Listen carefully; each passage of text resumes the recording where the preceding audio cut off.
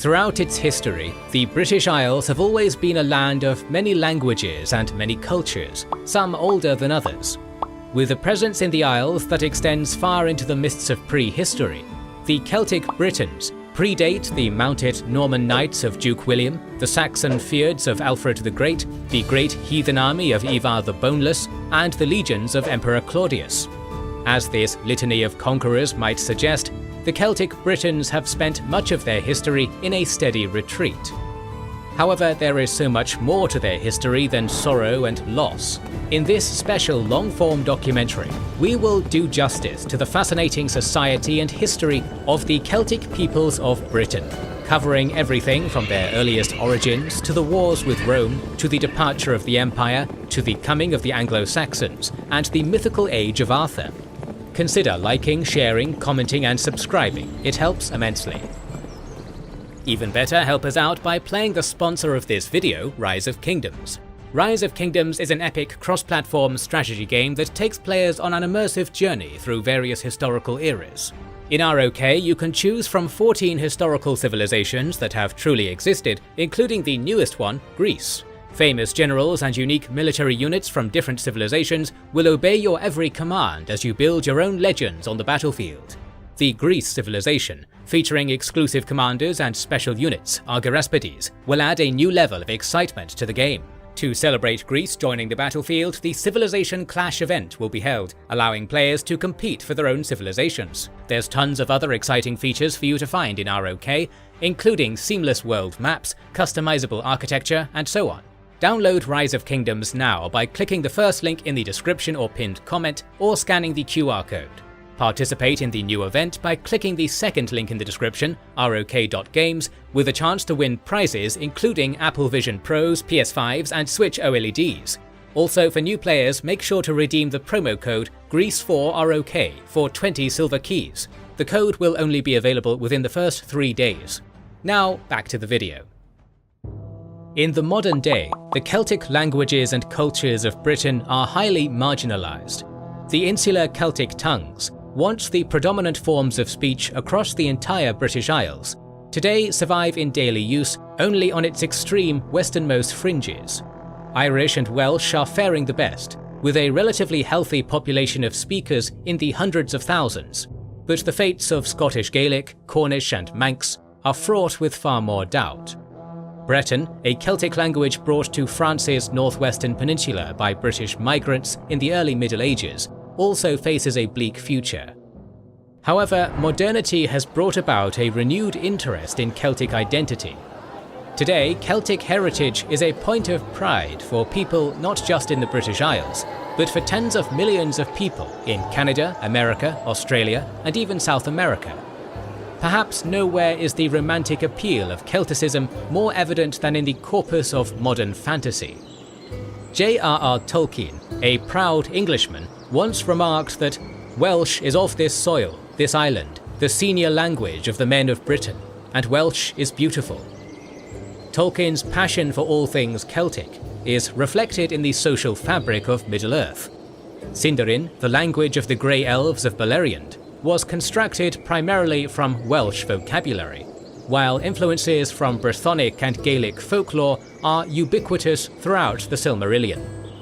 Later giants of the genre, like The Witcher's Andrzej Sapkowski and Wheel of Time's Robert Jordan, continued this Celtophilic trend.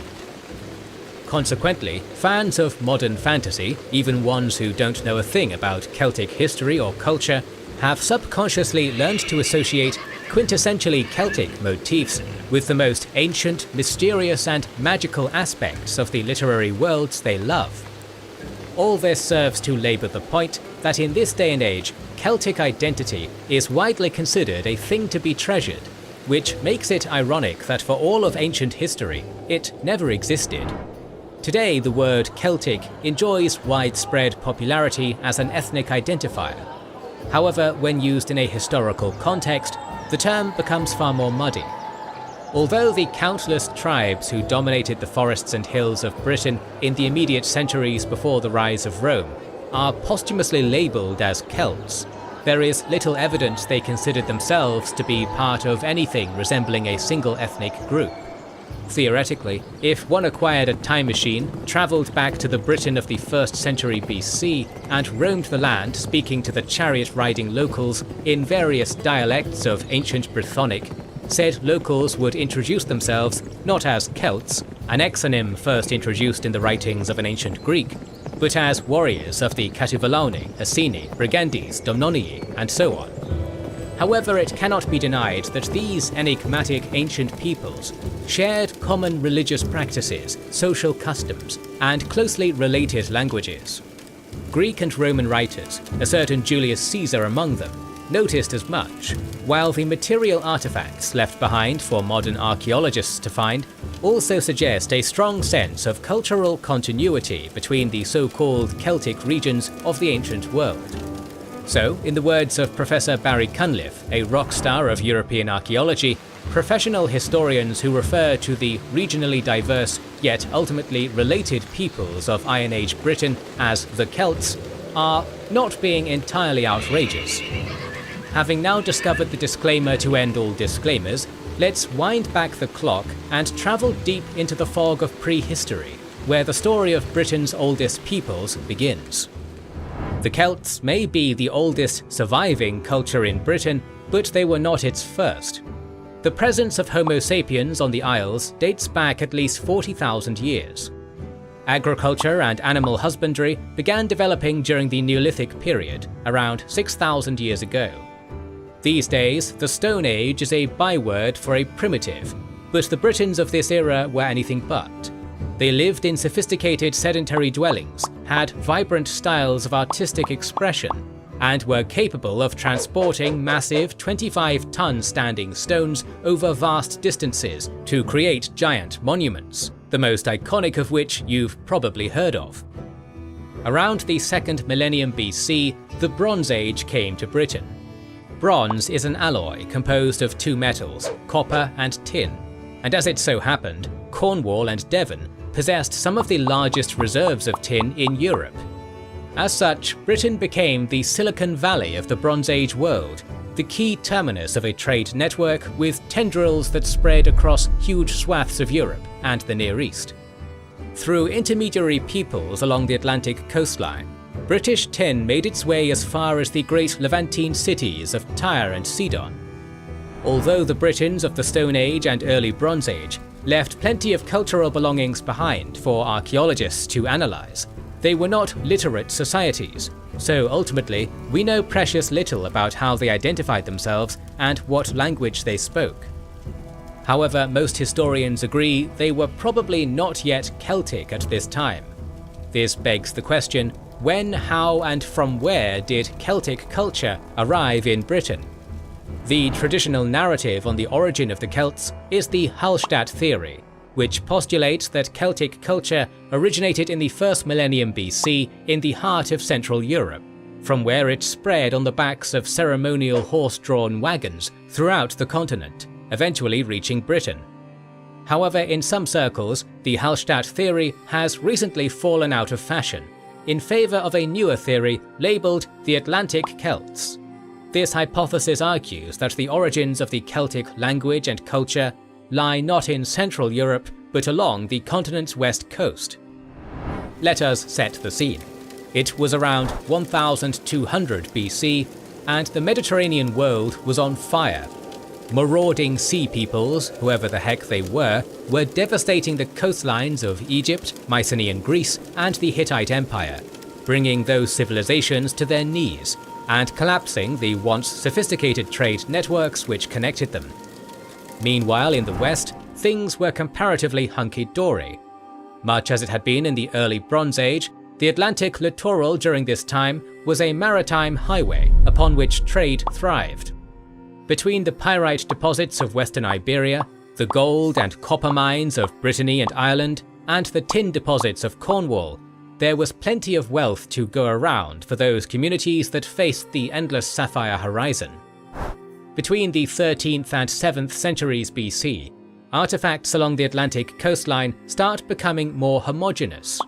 From Iberia to Ireland, the presence in the archaeological record of nearly identical-looking carp's tongue swords, concentric patterned round shields, ritual war wagons, and large cooking cauldrons suggests the emergence of a culturally uniform social caste of warrior elites whose way of life revolved around martial prowess and ritual feasting.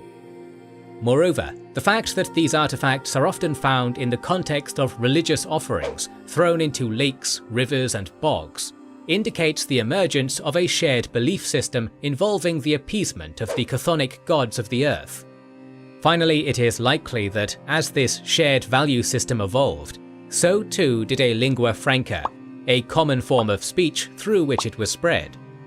Thus, as the theory goes, the culture and language that spread along the Atlantic coastline in the late Bronze Age was the earliest form of the Celtic package. This would make the Celts of Britain not the westernmost extremity of a migratory expansion which began in the Alpine mountains, but as part of the original coastal heartland from where the culture originated. When exploring the ethnogenesis of Celtic Britain from a modern archaeological lens, there is an overall lesson to take away. Since the ancient Celts had no written records of their own, historians have traditionally been overwhelmingly reliant on the writings of Greek and Roman authors for literary accounts of their society. From that perspective, Britain was always at the edge of the world, a land of barbarians, too far from the centres of civilization to be relevant to anything or anyone.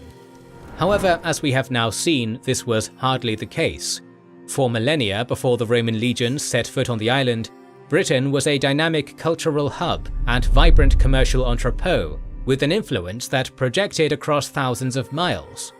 In the words of Barry Cunliffe, the Celts of Britain and their Bronze Age ancestors were far from the distant benighted periphery to the bright and beautiful Mediterranean, but part of a cohesive cultural zone capable of spectacular development built on homegrown innovation. The 8th century BC marks the twilight of the Bronze Age and the beginning of the Iron Age. During this time, we can assume that the Celtic culture which had developed on the Atlantic coast began an eastwards march into inland France, Iberia, southern Germany, Austria, Bohemia, and other places the Celtic culture is known to have thrived in the immediate centuries before the rise of the Roman Empire. In these places, Celtic warrior elites came into contact with other wealthy, sophisticated societies, such as the Greeks via the colony of Massalia, the Etruscans of northern Italy, and the nomadic Scythian horse lords. The cultural influences of these foreign peoples, along with the fantastic wealth that establishing exchange networks with them brought, resulted in the development of a dynamic new Celtic cultural package known today as the La Tène culture. Developing in 4 separate tribal centres, principally along the Moselle and Marne rivers, La Tène soon expanded across much of Europe. Lasting from around 450 to 50 BC, the La Tène period is the most iconic era of ancient Celtic history. Its artwork is what the conventional mind considers quintessentially Celtic, featuring cauldrons, drinking vessels, weapons, shields, armour and jewellery, characterized by stylistic spiral patterns. It was also during the La Tène apex that the Celtic world came crashing headlong into the Greco-Roman one. Indeed, it was during these centuries that ancient Celtic warbands sacked Rome, invaded the Balkans and Greece, settled in Anatolia, and then got Uno reversed by Rome in a centuries-long staggered conquest, which ultimately ended with Vercingetorix throwing his arms at Julius Caesar's feet, and, more relevant to this story, Emperor Claudius pointing his legions across the Channel to Britain, the last Celtic frontier. But now we're getting ahead of ourselves. Before we launch into the arrival of the Imperial Eagle on Albion's shores, let us first take a brief pause from the march of history and paint a picture of what society in Iron Age Britain, as part of the La Tène cultural world, would have looked like immediately before the Roman conquest. First, let us talk about the linguistic landscape. While there was likely once a single Proto-Celtic language, by the late Iron Age it had diverged into several related yet mutually unintelligible forms of speech. Throughout most of what is now England and Wales, a language called Common Brittonic was spoken. This tongue was probably mutually intelligible with the Gaulish language spoken across much of continental Europe around the same time. Echoing across the rocky crags of the Scottish Highlands was the Pictish language, a tongue so poorly attested to that historians debate whether it was a dialect of Common Brittonic, its own distinct Celtic language, or even a non-Celtic language entirely. Finally, spoken in Ireland was the lilting prose of Gaelic. This language formed a separate branch of the Celtic language family, which Celtiberian, another divergent Celtic language spoken in Spain, was probably also part of. The linguistic diversity of Iron Age Britain is still reflected in the Celtic languages of today, which are split into two branches: the descendants of Common Brittonic, Welsh, Cornish and Breton, and the descendants of Old Gaelic, Irish, Manx and Scottish Gaelic. Society in Iron Age Britain was highly decentralised and divided up into a patchwork of tribal territories. Generally speaking, the landscape was dominated by elevated hill forts, where a local chieftain and his cadre of warrior elites kept a watchful eye over the handful of surrounding farming communities. Indeed, while the ancient Celts are often, somewhat rightfully, portrayed as an extremely bellicose people, it should be noted that after accounting for a chieftain, his warrior aristocracy, and a small caste of specialized crafts and artisans, 90% of Celtic society consisted of unglamorous yet economically crucial subsistence farmers. After all, everyone, mighty warlords included, needed to eat.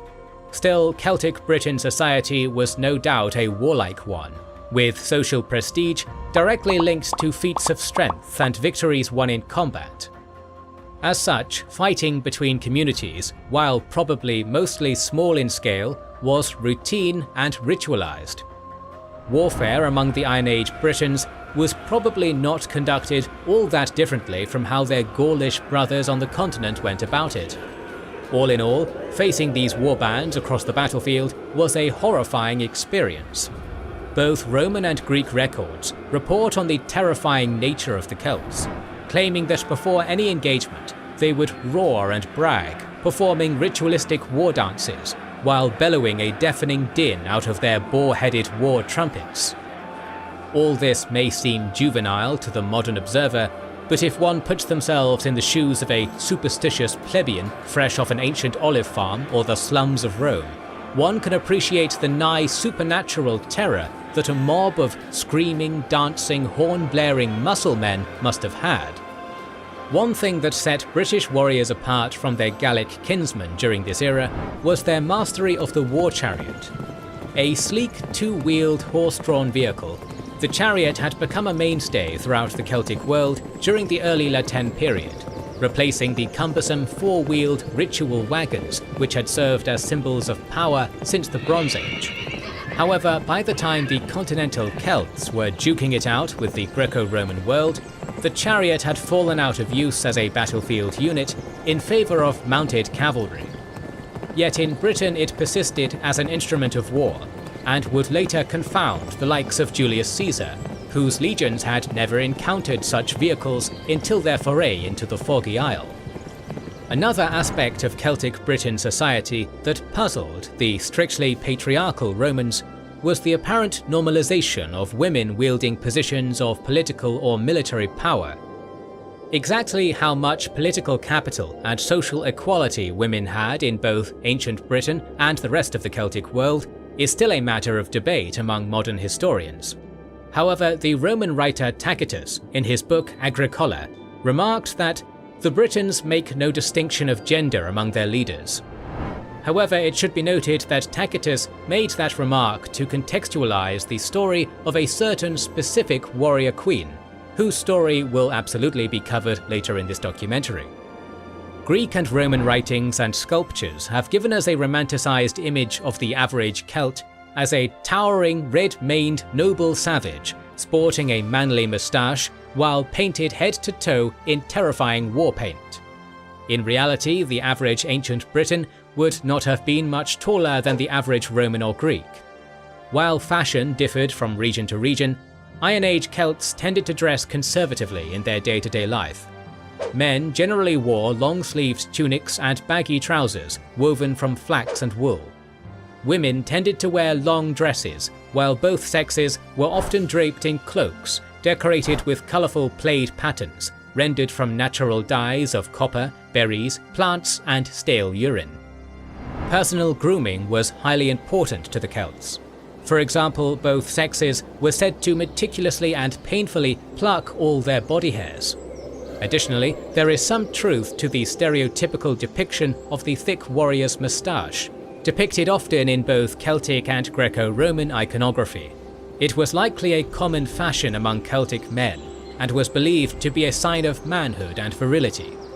Celtic warriors were also said to have washed their hair in a mixture of slaked lime and water, which stiffened it into stiff white spikes. Jewelry was a common accessory among the upper classes. The brooch, a fastener for a cloak, was a remarkably enduring characteristic of Celtic fashion for centuries. Bracelets and arm rings were common, fashioned in the ornate swirling style characteristic of Latin art.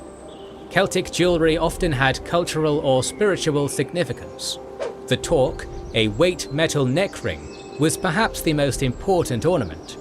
Beyond its value as a symbol of status and rank, it bore a deep religious importance, said to bestow the protection of the gods to whoever wore it. The Celts of Britain shared much of their physical characteristics with their Gaulish cousins on the continental mainland. But one thing unique to the islands was the practice of ritual tattoos. According to Roman accounts, the ancient Britons rendered a bluish dye from the Asatis tinctoria flower called woad, which, when applied to their flesh, was said to provide magic protection in battle. Now let us touch upon the complex topic of religion. The Celtic gods did not belong to an ordered pantheon like the Greco-Roman Olympians, and spirituality across the Celtic world was not uniform. Today we know of over 400 Celtic deities, most of which were the patron of a single tribe or a local god associated with a certain area. However, there were also gods who were prominent across the Celtic world. These would include the thunder-wielding Taranis, Mapinos, the god of youth, Belinus, the sun god, Cernunnos, the horned one, Epona, the horse goddess, and Tutatis, the warlike pan-tribal protector. Ancient Celtic religion was a highly ritualized, deeply sophisticated belief system, which in many cases was facilitated by a class of professional priests. It is here we come to perhaps the most iconically enigmatic aspect of Celtic society, the Druids. Today, the Druids conjure up a popular image of mysterious, long-bearded elders in white robes harvesting mistletoe in ancient woodlands. However, far from being simple forest sages, Druids wielded massive political influence, often serving as peacemakers and diplomats on behalf of their chieftains, mediating legal matters, serving as healers, and heading education in their tribe. Training in order to become a Druid involved an intense 20-year regimen in which a decadent had to memorize a massive array of oral histories, religious lore, medicinal knowledge, astronomy, and of course, religious rituals and divination practices. Much of our knowledge about Druidic practices can be attributed to the writings of the man, the myth, the legend himself, Julius Caesar. According to him, the Druids hosted a pan-tribal meeting each year in the forests of the Canites, a sacred ground in northern France, where major political or religious issues were settled between tribes. However, the center of Druidic studies, the Harvard of the Druidic world, so to speak, was located in Britain. Indeed, the sacred Isle of Anglesey, located in what is now northern Wales, would later be the stage of the violent climax of Rome's relations with the Druidic order. One of the key duties of a Druid was to officiate sacrifices to the gods, sacrifices which often were of a human nature. Human sacrifice is a common taboo associated with ancient Celtic religion, and is often described by Roman writers as a core part of Celtic practice. According to the Roman author Lucan, different gods called for different forms of ritual slaughter. Tutatis' victims were drowned in a vat of water, while Taranis called for men to be beheaded or burned alive in giant effigies of straw. Human sacrifices often involved divination rites, The Greek historian Diodorus attested to a practice in which a victim was butchered so that his entrails could be read to interpret the will of the gods. It should be noted, however, that the Druids never wrote anything down and kept much of their knowledge a closely guarded secret, restricted to members of their order. We will never have their own accounts of their religious rites, while the Roman authors who wrote about these practices had a vested interest in making their Celtic enemies look savage and barbarous. It would be revisionist to deny the existence of human sacrifice entirely, but we should also keep in mind the limited perspective that modern scholars have offered on the subject. Speaking of the Romans, their influence was felt on Britain long before a single legionary had ever planted his collegae on the beaches of Dover. Although the Britons' distant Gallic cousins in northern Italy had once brought the Eternal City to its knees, and then kept the young republic confined to its native peninsula for well over a century, the 3rd and 2nd centuries BC had seen a reversal in fortunes, as the dauntless maniples of the Latins pushed back the Italian Celts, breached the Alps, and then emerged into the plains beyond, subjugating much of southwestern continental Gaul. With the benefit of hindsight, modern observers may see the slowly narrowing expanse between Rome and Britain as nothing more than the ominous foreshadowing of a conquest to come. However, for a time, the burgeoning republic's increased proximity made the chiefs of Britain exceptionally wealthy. Through a sophisticated network of tribal intermediaries along the Atlantic coastline, southeastern Britain and late Republican Rome were connected in a system of material exchange which enriched both worlds, with the Britons exporting metals, corn, hides, and slaves in exchange for a slew of Mediterranean luxuries such as wine, figs, and exotic glass ornaments. However, as is often the case in history, sometimes all it takes to shake up a comfortable status quo is the ambitions of one man. Indeed, in the mid-1st century BC, a certain vociferous general, descended from Venus herself, crowd-surfed upon the white cliffs of Dover. Gaius Julius Caesar had arrived, and with him, the long saga of war between Roman and Britain had begun. The year was 55 BC, and Julius Caesar had been rampaging around northern Gaul for 3 years. What had begun as a particularly dramatic episode of border patrol against the migratory Helvetii tribe had evolved into a grand, protracted military campaign to conquer the very heart of the Gallic world. The year 55 BC marked the 1-year consulship of Crassus and Pompey, the two statesmen who, alongside Caesar, formed the illustrious First Triumvirate. By this point, Caesar's relationship with these two esteemed friends and colleagues of his was quickly developing into a rivalry, and with Crassus and Pompey now in a position of immense political power, Caesar needed political capital of his own, which he could only gain by doing something so bold that it would earn him enough prestige to stay in the public eye. To that end, he resolved to go with his legions where no Roman had gone before, across the tempestuous Atlantic Ocean and onto the lands that lay beyond. As previously mentioned, all Roman exposure to Britain thus far had been indirect. To the average legionnaire, Britain was the mysterious, foggy edge of the world, and it was even popular in some Roman scholarly circles to deny the island existed at all. Caesar, of course, knew better, for he had gathered a decent amount of second-hand information about the island from northern Gaulish notables, who had long maintained diplomatic ties with the Britons. Since I want more followers on my Twitch stream than Crassus and Pompey wasn't considered a valid reason to invade an entire country in the framework of Rome's legalistic approach to international relations, Caesar reasoned that his casus belli was to punish the Britons for supporting his enemies in mainland Gaul. In fairness, there may have been some truth to this. Back during the 2nd century BC, chieftains of the Gallic Belgae tribes migrated across the Channel, establishing themselves as local rulers around what is now southeastern England. They introduced the practice of minting coins to the island.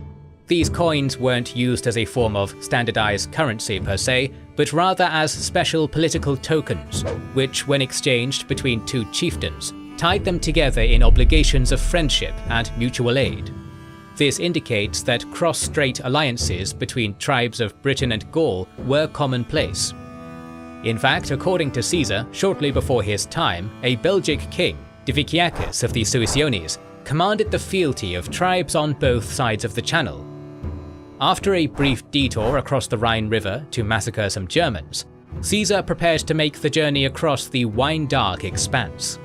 He questioned some Gallic sea merchants, who regularly did business across the channel for intel about Britain, its people, customs, military tactics, and good harbours to make landfall. But the merchants were tight-lipped, not wanting to give up valuable information which could hurt their bottom line.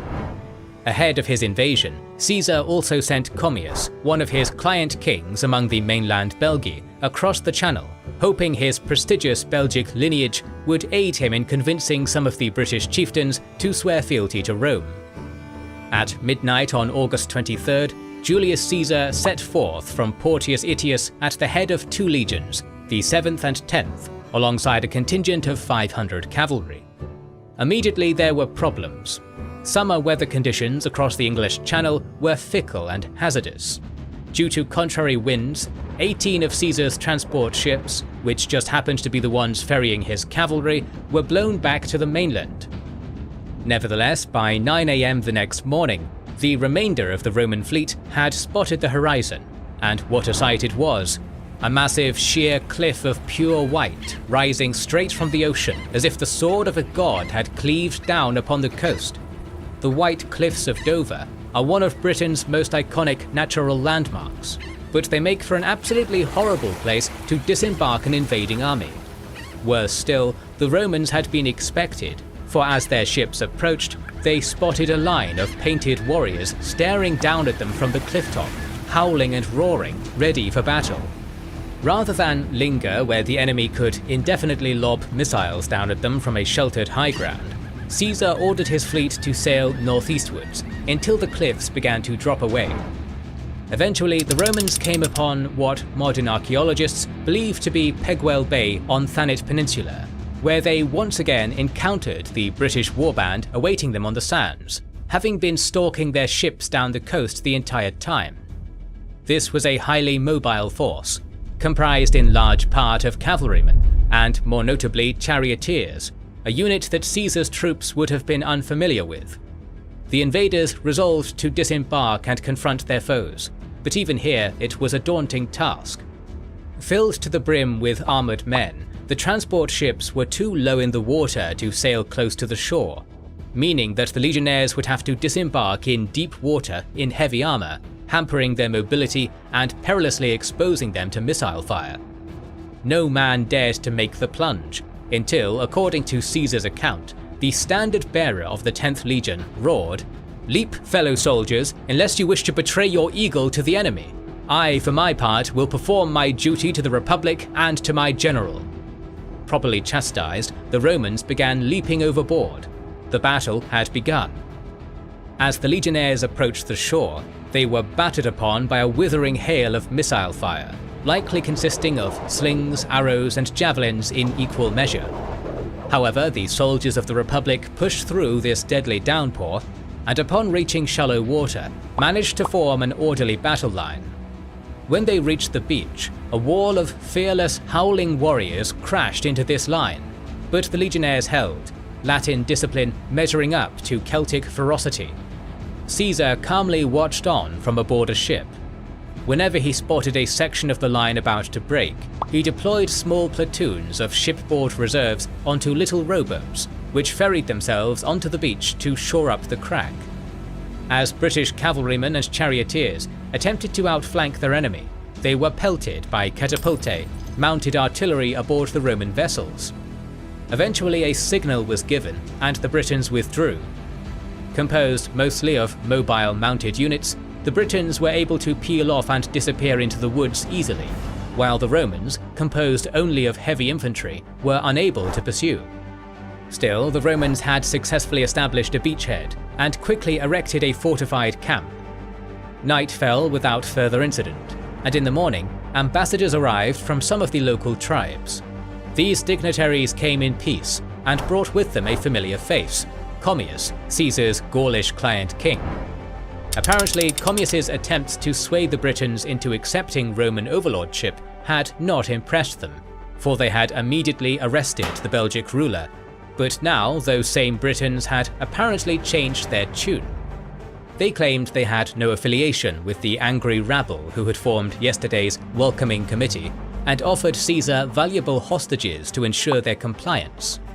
Caesar had only been in Britain for 2 days, but in that time he had made a show of strength in the beach engagement and compelled at least some local notables to pay homage to him.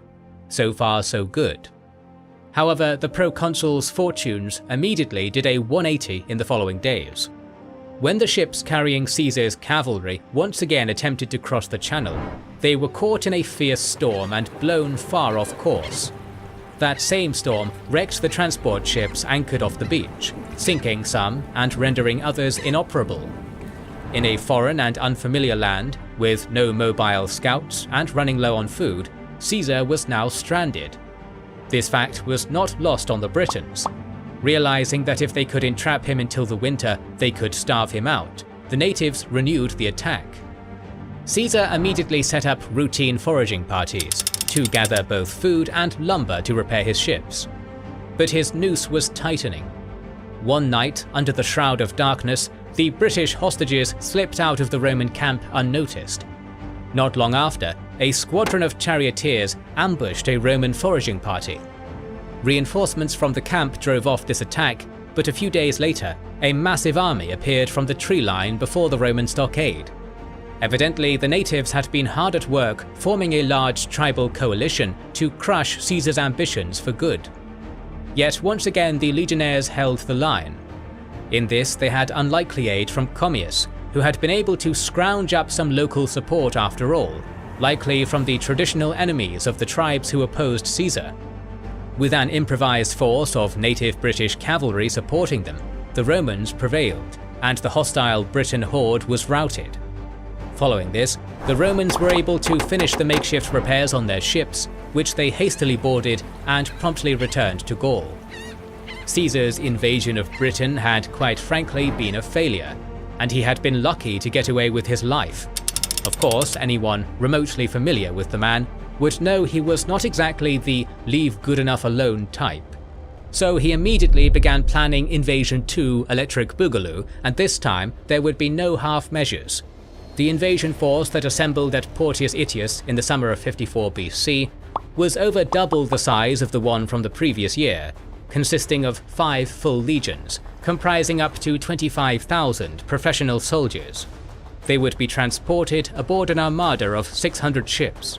They were not the leaky tubs from the previous invasion, which had proven so vulnerable to the wrath of Tyrannus, the Celtic god of thunderstorms. Instead, these new vessels had taken inspiration from the ships of the seagoing Gallic Veneti tribe, making them far more suitable for enduring the capricious channel winds. Accompanying him was a force of Gallic cavalry, led by various local chieftains from northern Gaul. By bringing these Gallic kings along with him on the campaign, he reduced the risk of rebellion on the continent while he was away on the island, and also sent a simple message to the Britons: "I have compelled your kinsmen across the sea to do as I command, and by Jupiter I will do the same to you." The fleet cast off on the night of July the 6th, with Caesar leaving behind his subordinate Labienus at Portius Itius to manage a cross-channel supply chain, so that unlike last time, the Roman expedition in Britain could be regularly re-provisioned. The fleet came within sight of misty Albion the following morning. They landed likely where they had the previous year, at Peguel Bay. This time there was no native horde on the sands to greet them.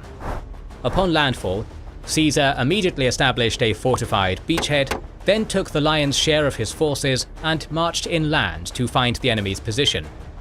At a crossing along the River Stour, the legionaries discovered a large British force. A battle ensued, in which the Romans gained the upper hand, prompting the Britons to zip off on their speedy chariots. This time Caesar had the cavalry to pursue, but the sun was falling and the terrain was unfamiliar, so he decided to play it safe and make camp. The next morning, the proconsul received word that yet another storm had wreaked serious damage to his ships. The damage was not nearly as bad as it had been last year, but nevertheless Caesar was forced to return to the beach and prioritize repairing his boats.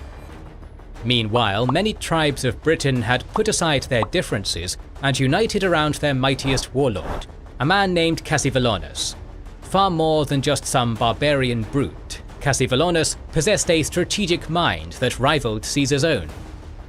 Realizing his lightly armoured Celtic warriors could not defeat the Romans' heavy infantry in a pitched battle, he pinned his hopes upon the 4,000 chariots under his command. After the Roman cavalry fended off some raids on his foraging parties, Caesar once again assembled the bulk of his forces and marched inland towards the River Thames. During this hellish advance, Cassivellaunus's fast and furious street racers harassed the Roman column like a swarm of wasps. Using hit-and-run tactics, the charioteers swerved in close and hurled javelins at the invaders. Then Tokyo drifted away the moment they were pursued, disappearing into the woods. The Roman cavalry did their best to swat away these attacks, but pursuing them was perilous. At one point, a contingent of Roman riders was lured deep into the forest and ambushed on all sides. However, just like last time, Caesar received a bit of Deus Ex Machina in the form of local support. Not every tribe in southeastern Britain was super down with Cassivellaunus being in charge. The Trinovantes were particularly unhappy. Recently, Cassivellaunus had killed their king and forced his son, Mandubracius, into exile. Sometime before the invasion of Britain, Mandubracius had fled to Gaul, where he had become a ward of Caesar. Now the Trinovantes approached the proconsul, offering him submission if their prince was returned to them. Caesar happily complied, and soon after, 5 other tribes with grievances against Cassivellaunus, the Cenemagni, Segontiaci, Ancalites, Bibroci and Cassi, also came forth and supplicated themselves. Caesar's new native allies gifted him with an invaluable piece of information, the location of Cassivellaunus's hill fort, which was probably located at the modern site of Devil's Dyke in Hertfordshire. Caesar beelined it to this stronghold, wanting to finally force his wily foe into the pitched engagement which had thus far eluded him. Knowing the storm was approaching his very doorstep, Cassivellaunus sent word to his allies Cingetorix, Carvilius, Taximegalus, and Segevax, the 4 kings of Kent, and instructed them to stage a diversionary attack on the Roman beachhead to force Caesar to divert his forces. Ultimately, this was a failed gambit, for the rump guard on the beach was able to repel the 4 chieftains' assault, and after a short encirclement and siege, Caesar was able to capture Cassivellaunus's fortress, although apparently was not able to capture the warlord himself. Still, his warrior's moustache heavily singed, Cassivellaunus decided to throw in the towel and enter negotiations with his patricianly foe. The terms of surrender were fairly lenient. Cassivellaunus delivered valuable hostages into Caesar's hands, agreed to pay an annual tribute to Rome, and promised not to seek revenge against the Trinovantes or any other tribes who had turned against him, which were now under Roman protection. Following this settlement, the proconsul departed with his armies. He had unfinished business in mainland Gaul, and had to set forth before the peak of the stormy season. Ultimately, Gaius Julius Caesar's invasion of Britain did not set up any permanent Roman presence on the island, although it did set a precedent of various chieftains in the southeast of Britain becoming autonomous client kings under Roman influence and protection. This status quo would endure for generations, but a century later, the imperial eagle would return to British shores, and this time it was there to stay. The year was 41 AD, and the Roman Empire had a new princeps. Claudius was not the type of man one typically calls an emperor. A shy and frail boy who struggled with a limp and a speech impediment, he had stumbled into the imperial purple only because he was too pathetic to be seen as a threat during the political purges committed by the mad Emperor Caligula, and had been the only member of the imperial family left to take the throne after Caligula's assassination. But he was no fool, and knew that in order to win the support of his soldiers, he needed to shake off his craven reputation and engage in a grand conquest like his great dynastic ancestors Caesar and Augustus. For that, he chose the one corner of the Celtic world which had not yet been made fully subordinate to the Roman Empire. Recently, Caraticus, king of the Cativalani, had been making aggressive expansions of his own, conquering the Trinovantes' tribal capital of Camulodunum and deposing Verica, the erstwhile king of the Atrebates. Both the Atrebates and Trinovantes were Roman clients, and Caraticus' predecessor, Cassivellaunus, had agreed to respect the latter's sovereignty in the treaty he had made with Caesar a century ago. Because of this, Claudius was hand-gifted a valid casus belli for his invasion of Britain, with his expedition framed as a mission to protect Rome's allies and punish Caraticus for violating the treaty signed by his forebear. In the year 43 AD, 98 years since Julius Caesar forayed into Britain for the first time, Roman troops began assembling in Gessoriacum in preparation to cross the Channel. To lead this invasion, Claudius appointed Aulus Plautius, a distinguished senator and capable general. The force that gathered consisted of Legio 14 Gemina, Legio 20 Valeria, Legio 9 Hispana, commanded by one Gnaeus Hesidius Geta, and Legio 2 Augusta, which was notable for being commanded by Vespasian, the future emperor of Rome. In addition to the regular legionaries, auxiliaries from the empire's conquered peoples were called upon. These were drawn principally from the Germanic Batavi tribe and the native tribes of Gaul, who were levied by their imperial masters to participate in the subjugation of their British cousins. All told, the invasion force amounted to 45,000 light infantry, heavy infantry, and cavalry, with half of that number consisting of Roman citizens and the other half consisting of Gaulish and Batavian auxiliaries. By Claudius's time, Gaul had been thoroughly incorporated into the Roman Empire, but the Celtic tribes of Britain still held a mystic aura in Roman eyes. This was nothing new, of course. The Gauls of the continent had also once been seen as supernatural demons, only to be thoroughly demystified through centuries of contact and conquest. But to the Romans of the 1st century AD, Britain was a land wreathed in the fog of mystery, full of untamed, long-haired savages streaked with haunting blue tattoos that gave them the mien of vengeful spirits.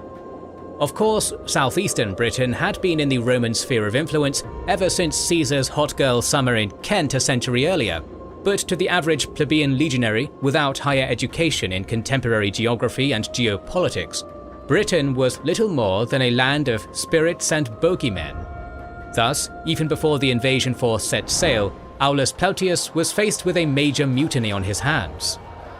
His men flatly refused to cross the ocean, which was considered to be the boundary of the proper world of mankind. According to the Roman historian Cassius Dio, this mutiny was nipped in the bud when Narcissus, an ex-slave in service of Emperor Claudius, mounted General Plautius's tribunal and began haranguing the soldiers for their cowardice. Either deeply humiliated or amused at being chastised by a former slave of all things, the legionnaires erupted with shouts of Io Saturnalia, a reference to the Roman festival where slaves became masters for a night, and resolved to follow Plautius across the sea. The aforementioned Cassius Dio, whose writings were incidentally the only ancient source that chronicles this invasion, do not state where Plautius's invasion force made landfall, but modern archaeologists confidently place the location at Richborough, Kent. Disembarking 45,000 men and all their horses, equipment and provisions on a beach was a long and cumbersome process, which made it all the more peculiar that the Romans were able to do so unhindered. No native force had come to oppose the Roman landing. It is highly likely that a large Cativalani-led coalition army had been waiting on the beaches of Kent up until recently. But after hearing about the mutiny of the Roman troops from cross-channel Gaulish traders, the threat of imminent invasion was greatly diminished, and most of the gathered tribes dispersed and returned to their farms. From Richborough, Plautius led his expedition westwards along the river Stour, where still he encountered no native resistance. However, this calm before the storm would not last.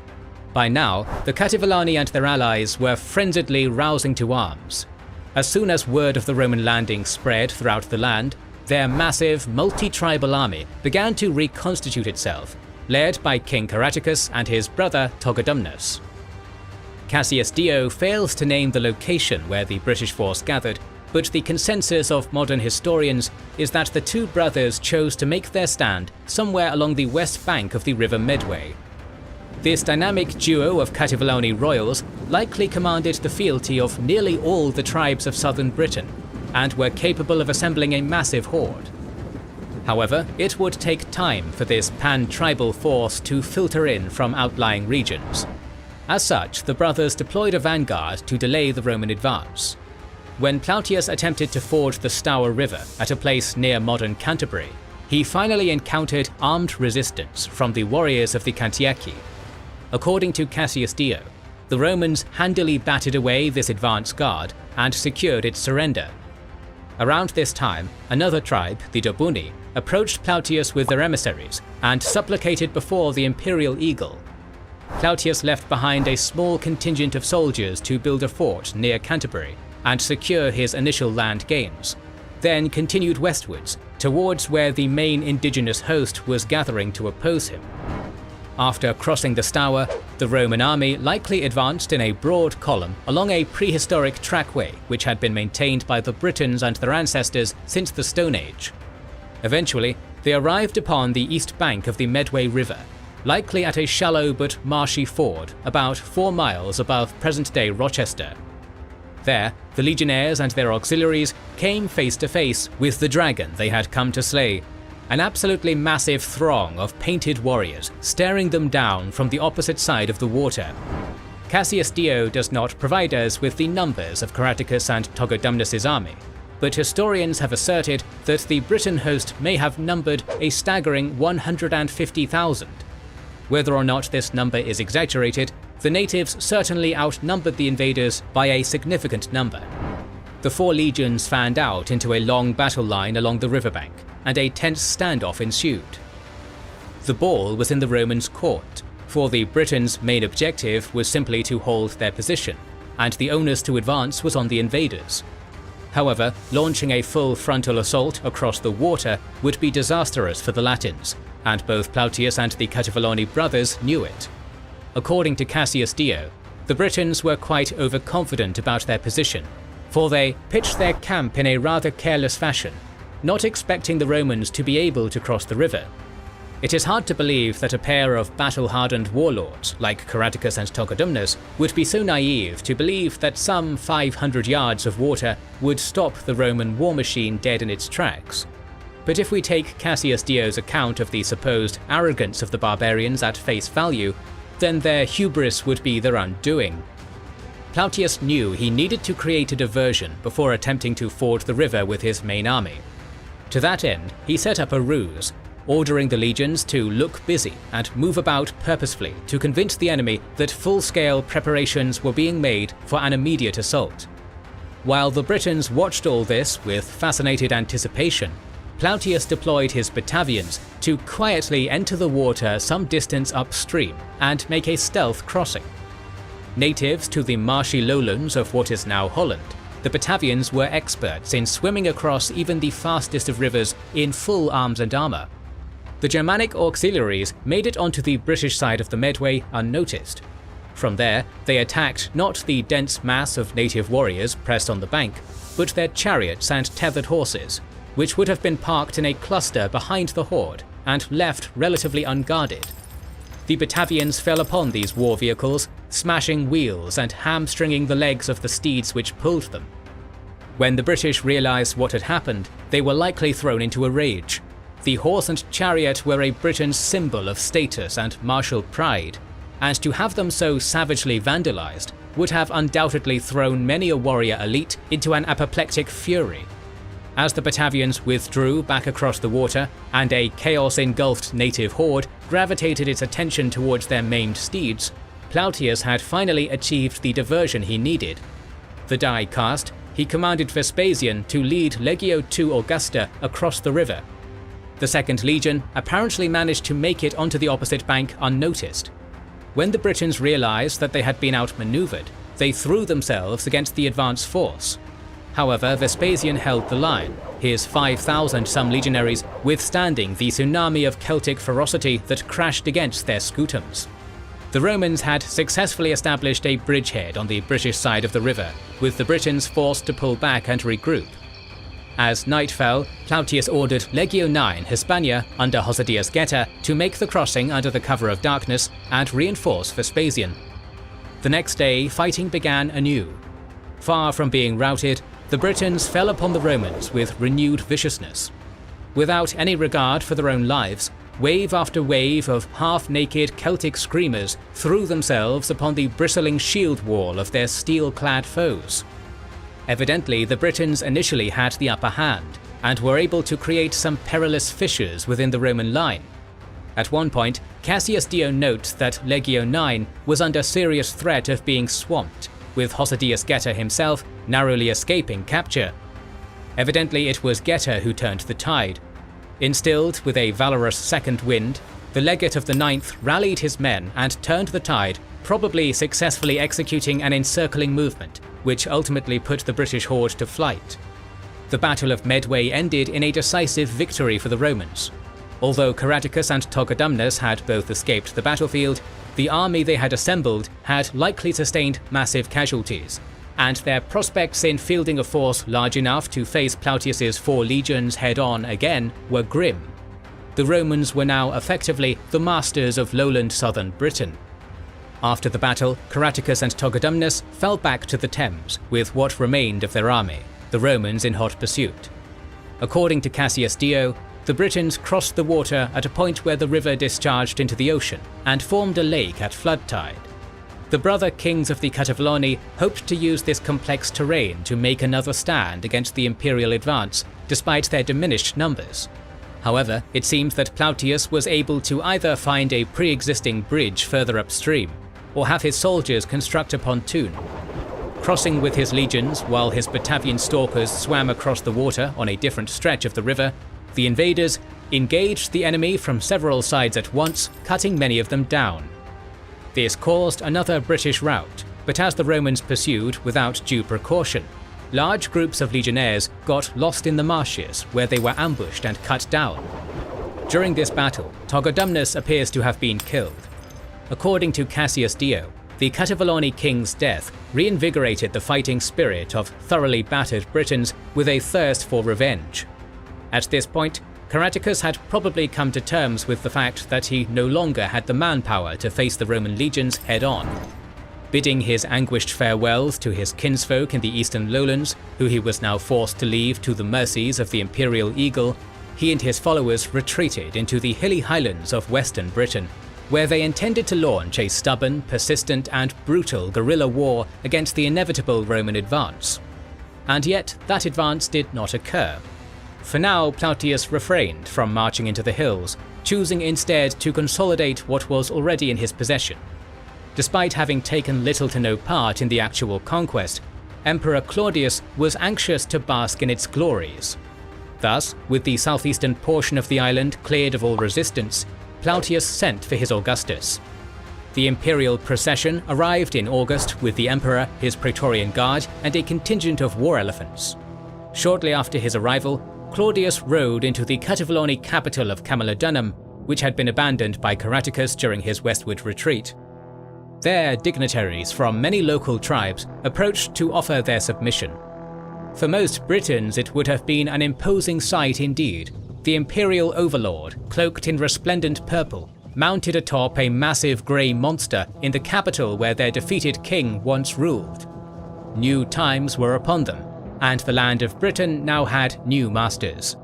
However, the Roman conquest of Britain had still only just begun, and it would take decades still for her legions to tame even the southern half of the island, let alone the wild, mountainous north. Par for the course in Celtic history, disunity hampered the British war effort. Some tribes with already Roman-leaning leaders, like the Iceni, submitted quickly and were allowed to retain limited independence as client kings under Roman rule. Even the resistance leader Caratacus himself was captured by Queen Cartimandua of the Brigantes, who handed him to the Romans in chains. However, resistance continued in the northwest, spearheaded by the Silures and Ordovices tribes, who used guerrilla hit-and-run tactics to stymie the imperial advance for over a decade. Still, the Roman war machine proved relentless, and by 60 AD, was encroaching upon the island of Ince Mons, one of the most important religious sites in Britain, and home to the island's Druidic order. Like their continental brothers, the Druids of Britain had been one of the primary driving forces of resistance against the empire. When a Roman army, led by Gaius Suetonius Paulinus, arrived on the Sacred Isle, he came face to face with a line of chanting wizards clad in occult robes, standing behind wild priestesses wreathed in black, waving torches and screaming curses in the eerie Brythonic tongue. The extremely superstitious legionnaires stood paralyzed in utter terror at the magic of the Druids. But Paulinus screamed courage into his men, and the Romans rallied, slaughtering all before them and burning every sacred grove on the island to the ground. The scouring of the holiest site in Britain was meant to crush the native spirit, and yet the resistance continued.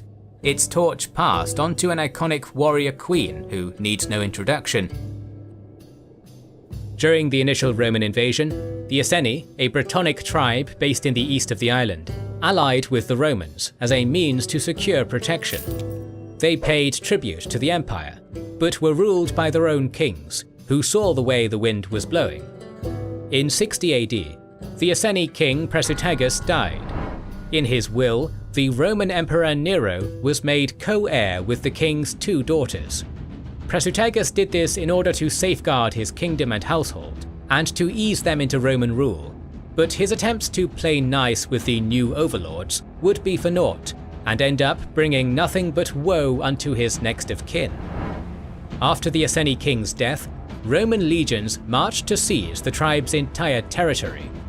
According to Tacitus, Prasutagus's kingdom and household alike were plundered like prizes of war, and Iceni lands were earmarked for annexation into the Roman province. This was a quintessential example of the underlying harsh and oppressive conditions of the Roman occupation of Britain.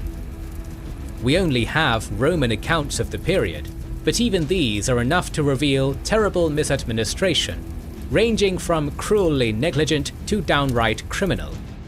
It is possible that the Procurator of Britain would have been under constant pressure to improve his cash flow, and the temptation of Iceni riches was too much to pass up on. In addition, the forced levy of young adolescent warriors into the Roman legions as auxilia was almost universally detested. Whatever the reasoning, when the king's widow, Queen Boudica, protested against this treatment, she was flogged, and her daughters were abused by Roman soldiers.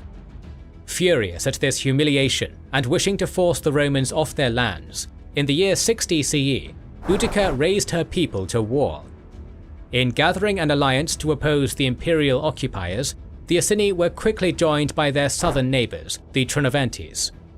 The British disaster, as Suetonius called it, had begun. The revolt occurred at a particularly bad time for the Romans, because the governor of Britannia at the time, Gaius Suetonius Paulinus, was away in northern Wales, culling an island of Druids, and could not quickly return. Before long, the Iceni and their allies were marching south to the Roman military colonia of Camulodunum, modern-day Colchester. This town served as one of the main symbols of Roman domination in Britain, and a constant sting to the pride of the Celtic warrior. Presently it was almost entirely undefended, for its garrison, the 20th Legion, had gone west with Paulinus. To make matters worse, while Camulodunum was full of Roman administrative and cultural buildings, it had little in the way of military fortifications, without so much as walls to hide behind. When the hated Colonia received word of the incoming storm, they pleaded with the Procurator in Londinium, Catus Decianus, for help. Rather than marching to the aid of his countrymen, the Procurator sent them a meagre 200-strong force of poorly equipped slaves. It is entirely possible that Decianus completely underestimated the scale of the revolt. A 2,000-strong segment of the 9th Legion hastily rushed to the rescue of the colony. However, in their haste, they were ambushed by Boudica's Iceni forces and almost totally destroyed. Without any substantial relief arriving in time, the Britons bore down on the city. Men, women and children were wiped out by hanging, crucifixion, burning and other cruel means, while the colony's buildings were burned to the ground. Survivors of this first wave fled to the great temple of Claudius for protection, and were shielded for 2 whole days by the veteran Romans and the small number of reinforcements sent to the town. Despite their resistance, the Celtic numbers paid off, and they burst into the temple, killing everyone they saw. The destruction of Camulodunum was so total that archaeologists are able to see a noticeable layer of scorched debris left by the sacking of the city, called the Boudiccan Destruction Horizon. In the aftermath, a messenger reached Paulinus in Wales, informing him of the disaster and prompting him to force march his troops back to the east, while he rode swiftly with a group of horsemen to appraise the situation. Londinium was the rebels' next major target. This Roman city, founded just after the conquests of 43 AD, had, in the decades since Claudius's initial invasion, grown into a bustling trade centre, populated by merchants, travellers, Roman functionaries and their families. Before Boudicca's horde of Brittonic warriors could arrive in Londinium, Paulinus arrived with his small mounted contingent, and contemplated making a stand to save the town. However, he quickly realized that without his legions, it was a foolish fight to get into. He instead decided to abandon Londinium to its fate in order to buy time for his armies to concentrate, and retreated northwest along the road which would become known as Watling Street. Soon after Paulinus's retreat, the same devastation which had scoured Camulodunum now hit Londinium. The death and destruction was absolute. After slaughtering the population of Londinium, Boudicca set off in the direction of Verulamium, moving north up Watling Street before doing what she had done to the 2 other larger cities. The lack of coins in the archaeological record, however, could imply that the inhabitants realized what was coming and managed to escape with much of their portable wealth, possibly following Paulinus north. Nevertheless, Verulamium also ended up a blackened wasteland. Meanwhile, Paulinus had united with the forces he could muster and picked a spot for the coming decisive battle about halfway up Watling Street, attempting to draw Boudicca as far west as possible to allow time for the legionaries to rest. The field on which the climactic battle would be fought was a spot surrounded by wooden slopes with a narrow entrance, and protected in the rear by a primitive forest dense with undergrowth. In the traditional Roman tactic of using terrain to his advantage, Paulinus knew that in this position, the Romans could not easily be assailed from the flanks or rear. Where exactly in Middle England the battle took place is still a matter of debate, and many locations have been put forward, including the town of Mansita, but it could have been any number of places. Wherever the eventual conflict took place, Paulinus had around 11,000 soldiers at his disposal, consisting of roughly 7,000 highly disciplined legionary heavy infantry, drawn from Legio XIV Gemina and a vexillatio, or a temporarily detached segment of Legio XX. The 4,000 additional troops were 6 cohorts of auxiliar infantry and 2 alli of cavalry, including the consistently fearsome Batavians from the Rhine region. Paulinus had attempted to reinforce his numbers by calling Legio II Augusta from the south, but its commander ignored the request. Forming up in front of their defensive position was, according to Cassius Dio, a horde of 230,000 Celtic screamers. These numbers are highly questionable, but even if we divide the supposed Celtic horde by 5, the Romans were still outnumbered about 5 to 1. The majority of the rebel infantry was armed in the traditional manner of the Latin Celtic warrior, girded with a combination of long slashing swords, shields, and short thrusting spears. As for armour, it was very rare, and Celtic warriors probably went into the fray dressed only in a pair of loose woolen trousers. They instead relied on their fearsome physique and individual skill in fighting to gain victory. Celtic aristocrats and military elites also formed a small force of open-fronted, lightning-fast and nimble chariots. As the rebel force approached Paulinus's ragtag, half-strength contingent, he arrayed his forces along a narrow defile, with his legionnaires serving as the core strength of his army in the centre, 3 auxiliary cohorts on each of their flanks, and an alley of cavalry on each wing, anchored by the forests. The dense forest cover at the sides and behind also meant that retreat would be impossible if the Romans were defeated. It was to be an all-or-nothing battle. As the opposing forces readied themselves for the fray, both commanders attempted to motivate their men. Riding the royal chariot along with her 2 daughters, the queen is reported, by the probably inventful Cassius Dio, to have driven through her loose ranks, shouting to the warriors around her, "I am descended from mighty men, but I am not fighting for my kingdom and wealth now. I am fighting as an ordinary person for my lost freedom, my bruised body, and my outraged daughters. Consider how many of you are fighting and why. Then you will win this battle or perish. That is what I, a woman, will do. Let the men live in slavery if they wish." The comments made on the other side of the battlefield were far more brisk and businesslike, brushing off the apparent riffraff opposite them.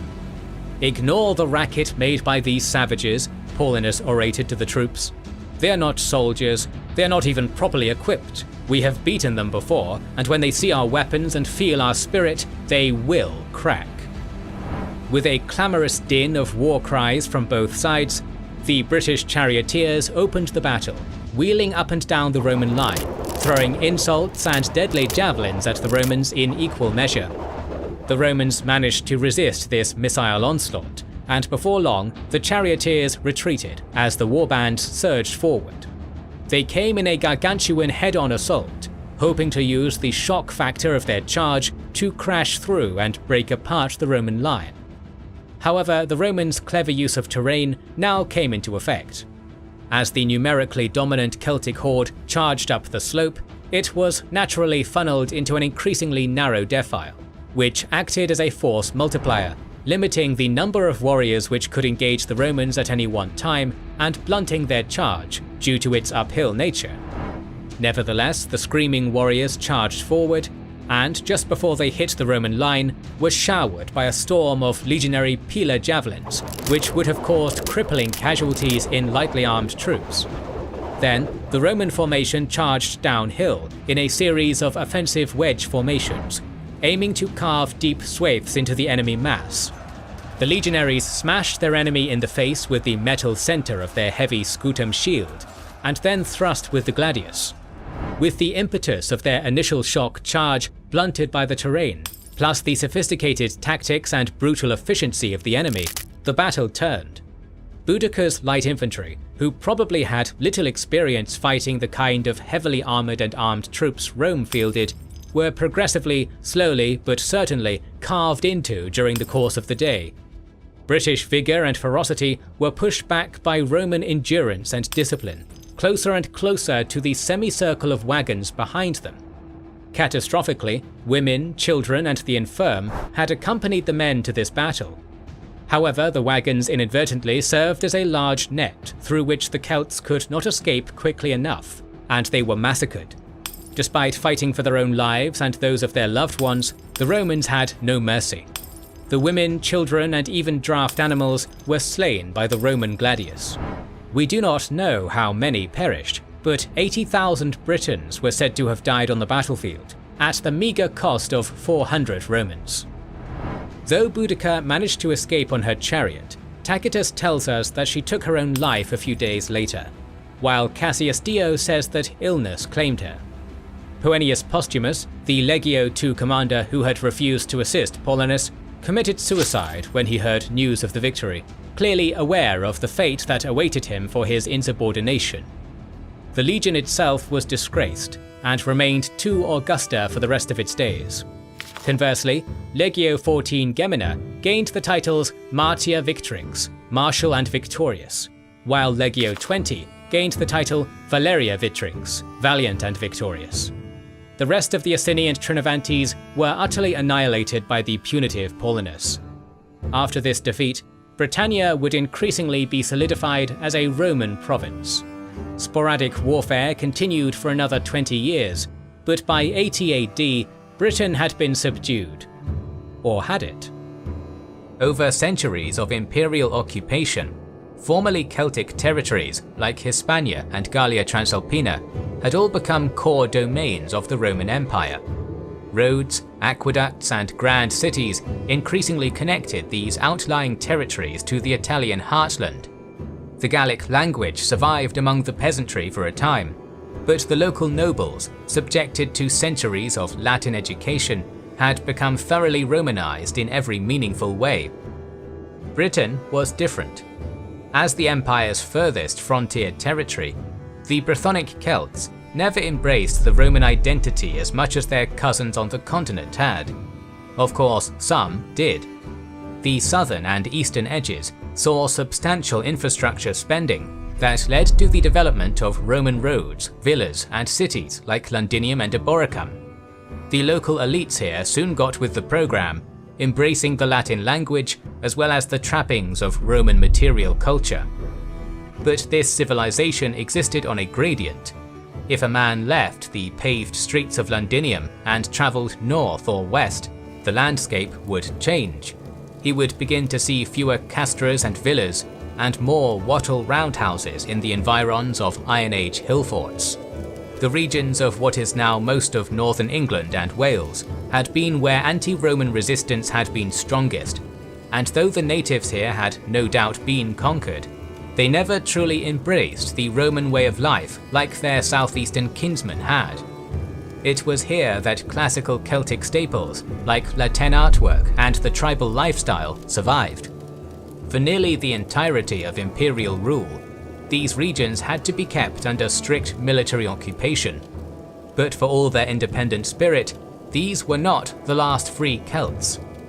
If one headed further north, they would find themselves standing before a massive whitewashed wall that stretched from horizon to horizon.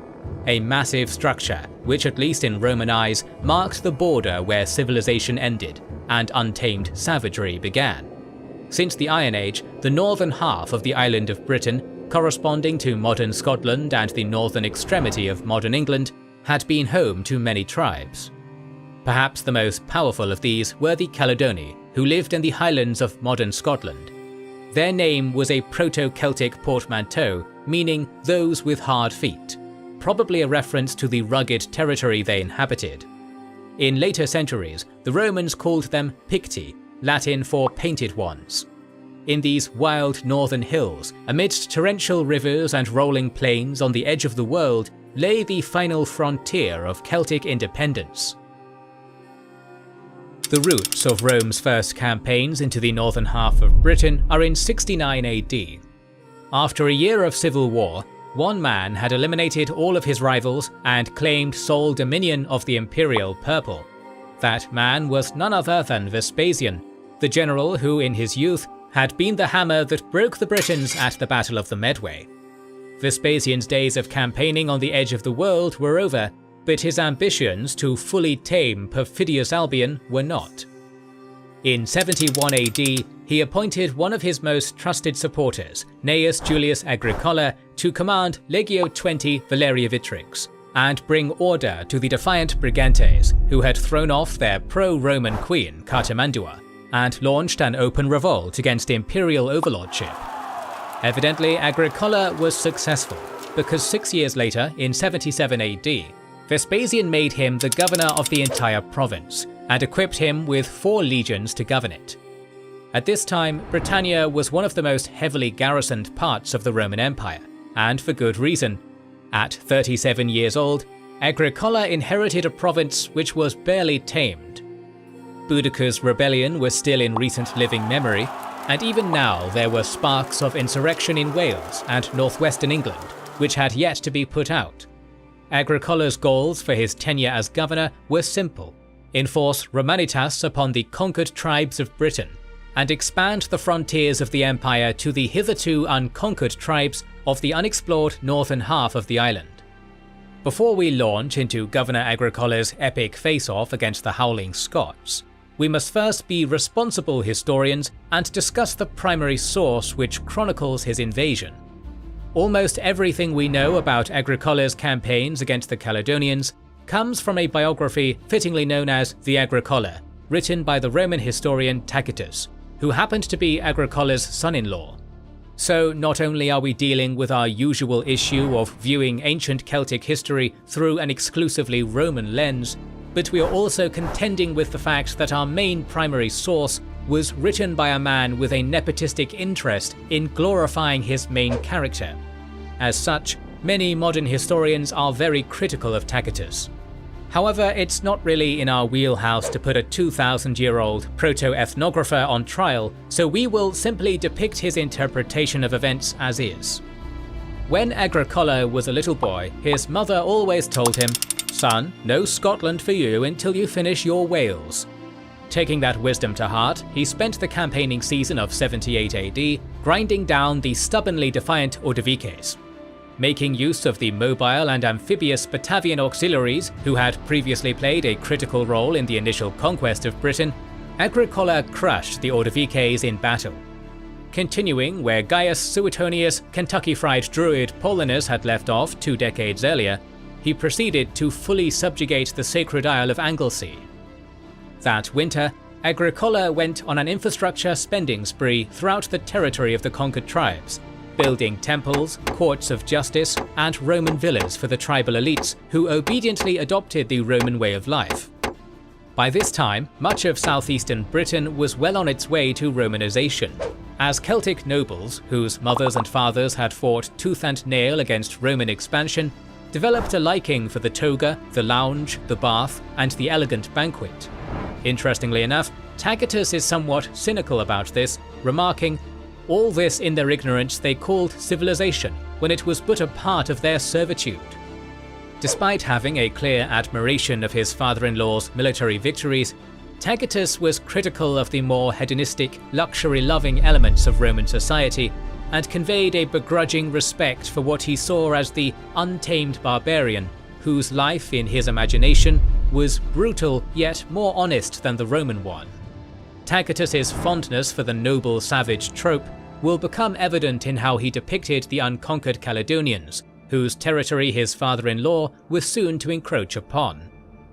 With the south pacified, in the summer campaigning season of 79 AD, Governor Agricola launched his first foray into the unknown and untamed lands beyond imperial control.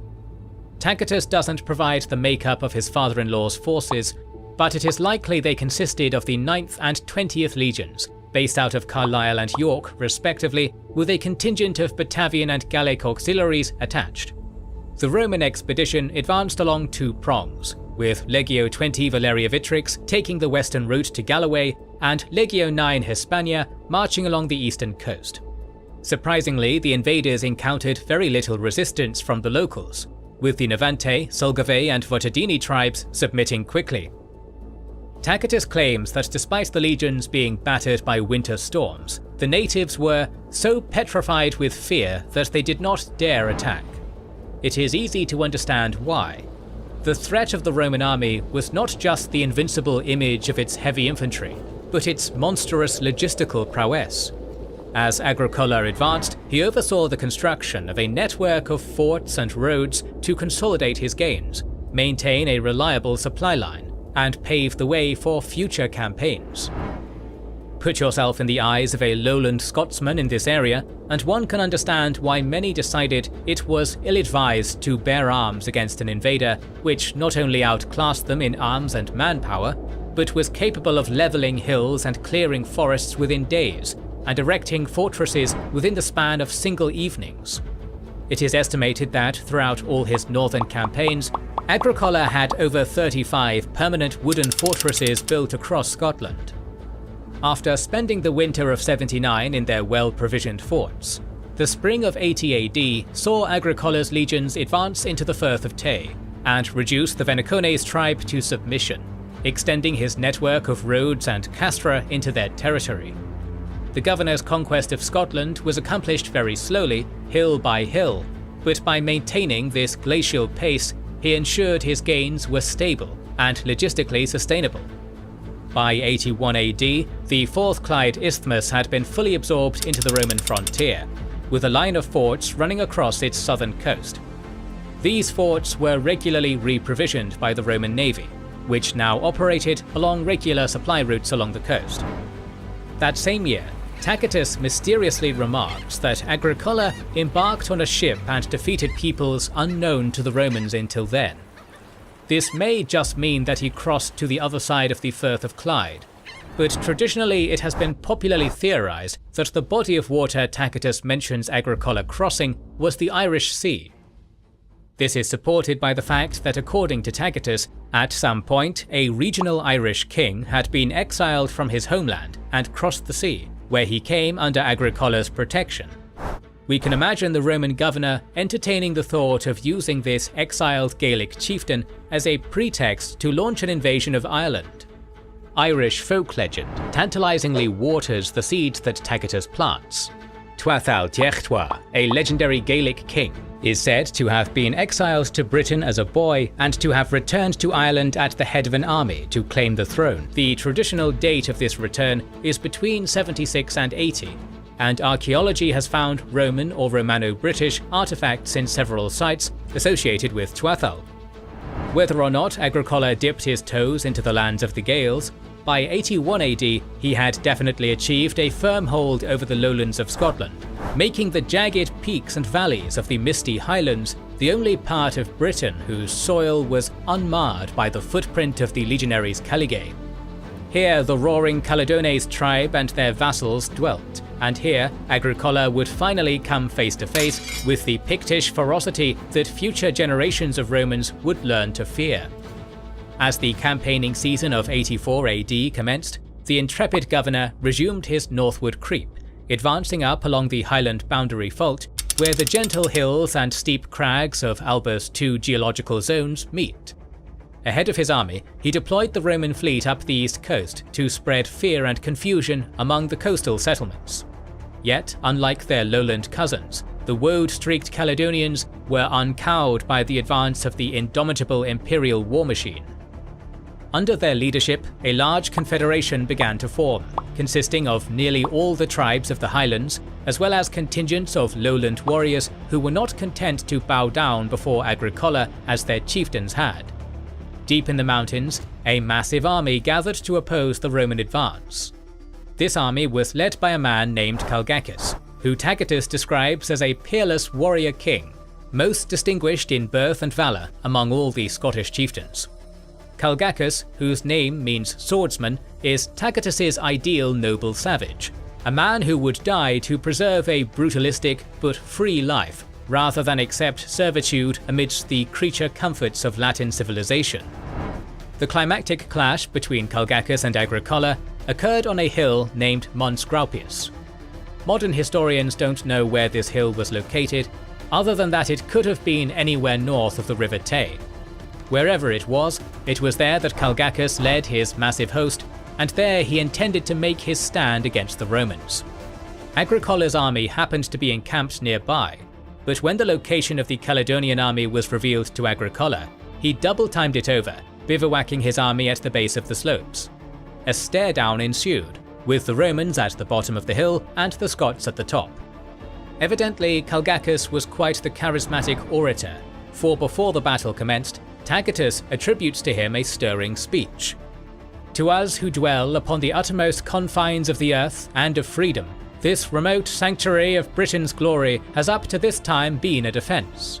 Now, however, the furthest limits of Britain are thrown open, but there are no tribes beyond us, nothing indeed but waves and rocks, and yet the more terrible Romans, from whose oppression escape is vainly sought by obedience and submission. Robbers of the world, having by their universal plunder exhausted the land, they rifle the deep. If the enemy be rich, they are rapacious. If he be poor, they lust for dominion. Neither the east nor the west has been able to satisfy them. Alone among men they covet with equal eagerness poverty and riches. To robbery, slaughter, plunder, they give the lying name of empire. They make a solitude and call it peace." Not to be outdone, Agricola turned to face the men who had followed him to the very ends of the earth and delivered a rousing address of his own. Often on the march, when morasses, mountains and rivers were wearing out your strength, did I hear our bravest men exclaim, "When shall we have the enemy before us? When shall we fight? He is now here, driven from his lair, and your wishes and your valor have free scope, and everything favors the conqueror, everything is adverse to the vanquished. Better is an honorable death than a life of shame, and it would be no inglorious death to perish on the extreme confines of earth and of nature." With courageous cheers on both sides, Roman and Scotsmen alike began forming battle lines. The Caledonian Confederacy likely numbered around 30,000 strong. Calgacus organized his massed infantry into two lines, one on the lower slopes of the hill and one in reserve at the peak. On the flat plain at the base of the hill between the two armies, he positioned his charioteers, who ran their paces back and forth along the battle line, hurling their insults and fearless braggadocio toward their enemies. With an army of perhaps 12,000 men total, Agricola was deeply outnumbered. His forces consisted of 3 proper legions, 10 wings of auxiliary cavalry, and 8 cohorts of auxiliary light infantry, who were made up of non-citizens from the Germanic Batavi and Gaulish Tungri tribes. Agricola kept the legions and 4 wings of cavalry in reserve, with their backs to the makeshift camp where they had spent the previous night. On the front line, he positioned his Germanic and Gallic auxiliaries, with his remaining cavalry units supporting them on the flanks. The battle began with both sides hurling their javelins and throwing spears at one another. The Caledones stood indomitable against this withering hail, deflecting the oncoming missiles with their short shields or ducking away. After this opening salvo, Agricola ordered his auxiliaries to advance. The Batavian and Gallic infantry moved forth to engage the Scots, while the governor's frontline cavalry thundered ahead, tying up the opposition's charioteers. The main battle lines clashed with the clamorous din of iron on steel. Although neither side lacked in bravery or ferocity, Tacitus claims it was a discrepancy in equipment which was the deciding factor. In this tightly packed contest, with men pushed up against one another like sardines, the short stabbing swords used by the Batavians and Gauls were far more effective than the long slashing swords used by the Caledones. Slowly, the Roman auxiliaries began gaining ground on their Scottish foes, pushing them up the hill.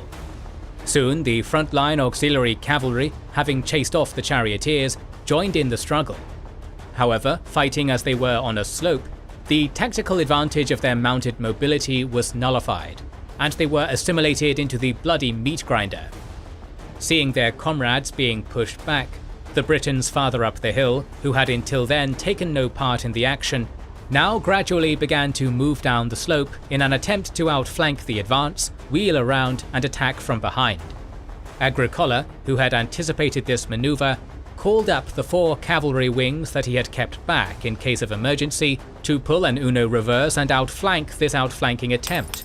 So furiously did the reserve cavalry charge against the oncoming opposition that what was intended as a push forward disintegrated into a rout. Fully encircled, the Caledones' lines broke. Carnage was the order of the day, as Mount Graupius was dyed red with the Highlander blood. As for Calgacus, his fate is ultimately unknown. Funnily enough, Agricola had achieved his military magnum opus without losing a single Roman citizen. The legions had no active fighting during the battle, and once again it was the Batavians who provided the hard carry in Rome's prolonged quest for dominance over all of Britain.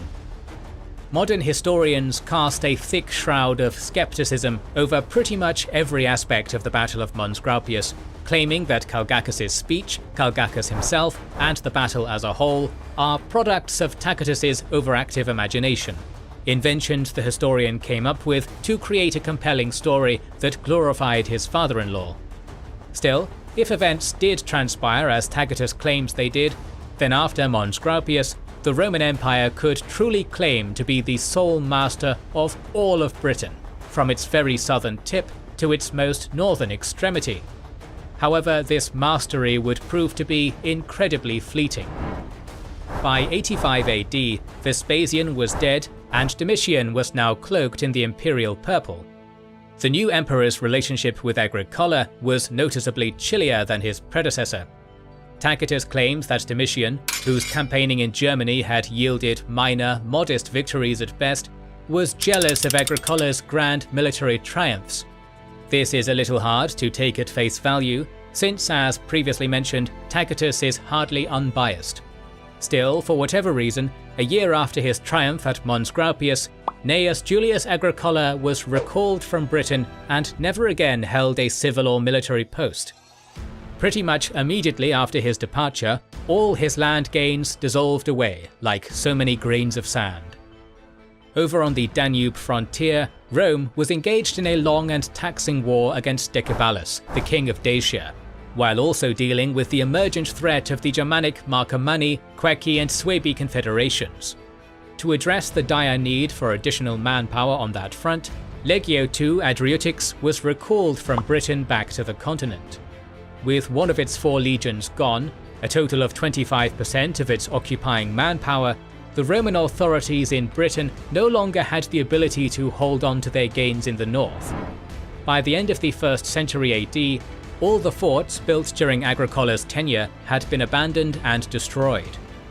Over the next few decades, the Caledones and their client tribes increasingly became a persistent thorn in the side of the Romano-British regime, as fierce war bands regularly roved south into occupied territory, plundering the countryside, seizing imported Mediterranean treasures and valuable captives, and dragging them back to their inaccessible highland hill forts. Agricola may have singed their moustaches at Mons Graupius, but by no means had the tribes of the north been tamed. In fact, they had become a force that regularly imperiled Roman security, yet was too remote for the overstretched empire to fully subdue. In 122, Emperor Hadrian, a man whose geopolitical philosophy for the empire revolved around limes or boundaries, brought the situation in the north of Britain to its logical conclusion. A conclusion that even today can be observed by modern hikers exploring the trails of Cumbria and Northumberland. 135 kilometers long and extending from coast to coast, historians have long debated the true reasons behind the monumental feat of engineering that was the construction of Hadrian's Wall. Perhaps its sole purpose was to stymie Pictish raids into Roman territory. Perhaps it also served as an ancient parallel to the Berlin Wall, a barrier which prevented the conquered tribes of Britain from colluding with their unconquered brethren further north. Perhaps it was an 84-mile-long propaganda statement meant to deter the barbarians beyond any funny business through sheer shock and awe. Whatever the case, Hadrian's Wall was a premonition.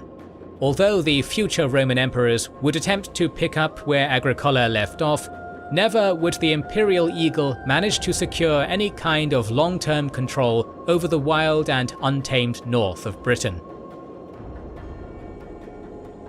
Were not unconquerable, and Rome probably could have brought them to heel with enough time, effort, and blood. However, the far north of Britain was too far away from the imperial heartland to rule effectively. Claudius had been pushing it by conquering southern Britain, large parts of which, as we covered earlier, remained loosely controlled at best.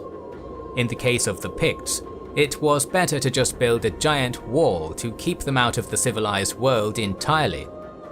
That is not to say that future emperors didn't try to conquer the north anyway. For centuries, the painted warriors beyond the wall were a thorn in the empire's side.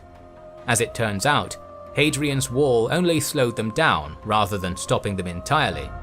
Raids remained a constant problem, and the Picts sometimes aided tribes south of the wall in their constant rebellions. During the reign of Antoninus Pius, the Romans responded to this by invading Pictish territory once more and erecting the Antonine Wall. But this was abandoned a decade later, and the Romans fell back to Hadrian's old frontier. In 210 AD, Emperor Septimius Severus tried his hand at taming the Picts, resulting in a brutal campaign in which his Highland foes played a frustrating game of guerrilla warfare. Here, Roman writer Cassius Dio claims they inflicted 50,000 Roman deaths through attrition alone. Severus later died of illness in Eboracum, and his son Caracalla forged a peace with the natives, forcing the Romans to once more retreat to Hadrian's line. The Picts were not the only Celts of late antiquity to be free of Roman rule. It is now we take a brief detour to Ireland, home to a subculture of the Celts known as the Gaels. The Gaels have so far assumed a background role in our video, isolated as they were on their remote island, far away from the concerns of classical Greco-Roman writers. Generally speaking, the Romans showed little interest in the Gaelic homeland, which they called Hibernia. Although when Agricola was invading the Caledonians, he also made preparations to launch an invasion across the Irish Sea, but those probably never materialized. Like northern Britain, Ireland was too remote to be worth conquering. Being a land of wild forests, deadly bogs, and belligerent warlike tribesmen, it wasn't exactly prime real estate anyway. With that said, the island was not entirely isolated from the ancient world. It was a common destination for Brittonic tribes fleeing Roman rule, and the discovery of Roman artifacts in the area has led modern archaeologists to believe that regular trade probably occurred across the Irish Sea. The Gaels could also be quite pestiferous. One of their tribes, the Scotti, were basically sea pirates that regularly raided the western coast of Britain. And yet, despite some trade links and a sprinkle of maritime war crimes, the Irish Gaels would not take centre stage in the history of the Celts until after the departure of the Romans from Britain. After the abandoning of the Antonine Wall, the era of Roman land conquests in Britain had come to an end. From then on, the borders of the imperial province of Britannia would go more or less unchanged until the final departure of the legions in 410 AD. Thus, we will now temporarily move away from our broad narrative of war and geopolitics to take a more intimate look at what daily life looked like for the Celtic Britons living under imperial rule. By 150 AD, large swaths of land in Britain had been reshaped in the ideal of Romanitas. Under imperial auspices, the island achieved a level of urbanization hitherto unheard of. Population centres such as Camulodunum, Aboracum, and of course Londinium offered all of the amenities one could expect from a Roman city. In these bustling entrepôts, townsfolk enjoyed clean water brought in from local aqueducts and advanced sewage systems. Austere temples served the people's spiritual needs, public baths kept them vitalized, while forums and basilicas served as the epicenter of public life. Along gridded streets, the wealthiest of urbanites lived in townhouses decorated with frescoes, mosaics, and courtyard gardens. Beyond city walls, a 3,200-kilometer system of paved roads served as the arteries which joined Britannia's cities to its breadbasket. For aristocratic elites, life in the hinterlands was just as comfortable as in the towns. Throughout the countryside, especially in the domesticated southeast, wealthy landowners lorded over large swaths of fertile farmland in Latin-style villas, which ranged from modest farmsteads to huge palatial estates that transplanted the sun-kissed grandeur of the Mediterranean into the idyllic rolling hills of the English countryside. Many of these villas were equipped with the same comforts and conveniences as urban homes, such as an advanced system of central heating. Like elsewhere in the empire, Roman Britain was no stranger to spectacle. In amphitheatres outside towns across the province, rabid crowds cheered on dueling gladiators, exotic performers, and beast tamers who brought with them ferocious wild animals from the edges of the known world. Indeed, under the rule of the Augusti, Britain was more globally interconnected than ever before. Britain had never been an isolated land, its tribal elites having developed economic and cultural connections across the Atlantic coast long before the arrival of Rome. But it was one thing to be part of an Iron Age exchange network. It was another to be part of a massive tri-continental empire. In the 2nd century AD, a Romano-Celtic aristocrat in Britain shared the same citizenship as a Berber in Mauritania, a Greek in Byzantium, and a Copt in Egypt, and had ease of access to the products of those faraway places. The Roman province of Britannia was a cosmopolitan land, and throughout Roman rule, plenty of civilians and military men from Italy, Asia Minor, Africa, and beyond moved there. However, by and large, the majority of the people who enjoyed her theatres and baths and prayed in her temples were not foreign transplants, but Romanized Celtic natives. the direct descendants of the kings, queens, and tribal elites of the island's indigenous population. Indeed, society in Roman Britain was founded on a strong Celtic bedrock. The Romans had not bulldozed over the human landscape that came before, but co-opted it and built upon it. Many Romano-British civitas were built directly on top of pre-existing tribal hill forts and served as the administrative capital of a native tribe. For example, Isurian Brigantum, near modern-day Aldborough, served as the capital of the Brigantes tribe, while Caliva Atrebatum, on the site of modern-day Silchester, was the capital of the Atrebates tribe. Many of the countryside villas were also owned by Romanized Celtic elites. In fact, Fishborough Palace, the largest and most opulent Roman villa thus far discovered in England, is widely believed to have been originally built for Togidubnus, a king of the British Regni tribe who served as one of Rome's native client rulers. Celtic religion too endured the coming of the Latin overlord. The Romans hated the Druidic order and violently suppressed it due to its practice of human sacrifice and the political influence it wielded. Other than that, the Romans were pretty tolerant of foreign cults. Throughout imperial rule, many local British deities took on new Romanized forms and were equated to similar gods in the Olympian pantheon. The most famous example of this is Sulis, a Celtic life-giving mother goddess worshipped at a sacred thermal spring in Somerset. The Romans equated her with their goddess of wisdom, Minerva, resulting in the Romano-Britons worshipping the hybrid goddess Sulis Minerva, a deity with both Celtic and Latin aspects. The Roman bathhouse built over her sacred springs doubled as a temple for her worship. It is often said that language is the soul of a culture, and if so, then the soul of the Celtic Britons remained alive and well during Roman rule. Of course, Latin achieved a foothold on the island, as it did everywhere else in the empire, but it was adopted only by people who could afford a formal education, and thus did not spread beyond the cities and the social elites. Even then, Romano-British aristocrats were probably bilingual, reserving Latin for use in legal matters, government and business, while speaking Brittonic within intimate family circles. In the countryside, Brittonic remained the only language of the peasantry, for whom Roman rule had little to no cultural impact. Indeed, before the conquest, 90% of Celts had been subsistence farmers. Afterwards, this figure did not change. Under Roman rule, peasants lived in the same tribal villages as their ancestors, speaking the same Celtic languages and cultivating the same crops.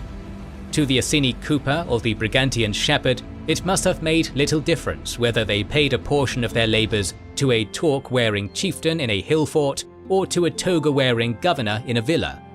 This was particularly true of the island's relatively untamed western hill country, which was like a time capsule of an era gone by. Here, life continued much the same as it had been before the Roman conquest. People continued to live almost exactly the same way their Iron Age ancestors had, their Celtic religion, language, artwork and oral tradition remaining more or less unchanged from the time before the legions had marched into their lands. The 2nd century AD was the halcyon days of Roman rule in Britain, but over the next 200 years, as the empire came under increasing strain from threats both internal and external, its ability to maintain stable control over its northernmost island province became more and more tenuous. At its maximum territorial extent, the Roman Empire was so big that any further land conquests would put intense strain on the state apparatus. As the empire shifted its geopolitical policy from outward expansion to inward-looking defense, it became increasingly mired with threats, both internal and external. In 235 AD, Emperor Severus Alexander was assassinated, and for the next 50 years, a period known as the Crisis of the 3rd Century, anarchy reigned. The empire collapsed into endemic civil wars as multiple would-be usurpers contended for power, all while plague reaped a bloody harvest throughout the provinces. Germanic tribes from across the Rhine and the Danube migrated en masse into imperial territory, and Rome's most dangerous rival, Sassanid Persia, pounced hungrily upon her enfeebled arch-nemesis like a lioness upon a wounded antelope.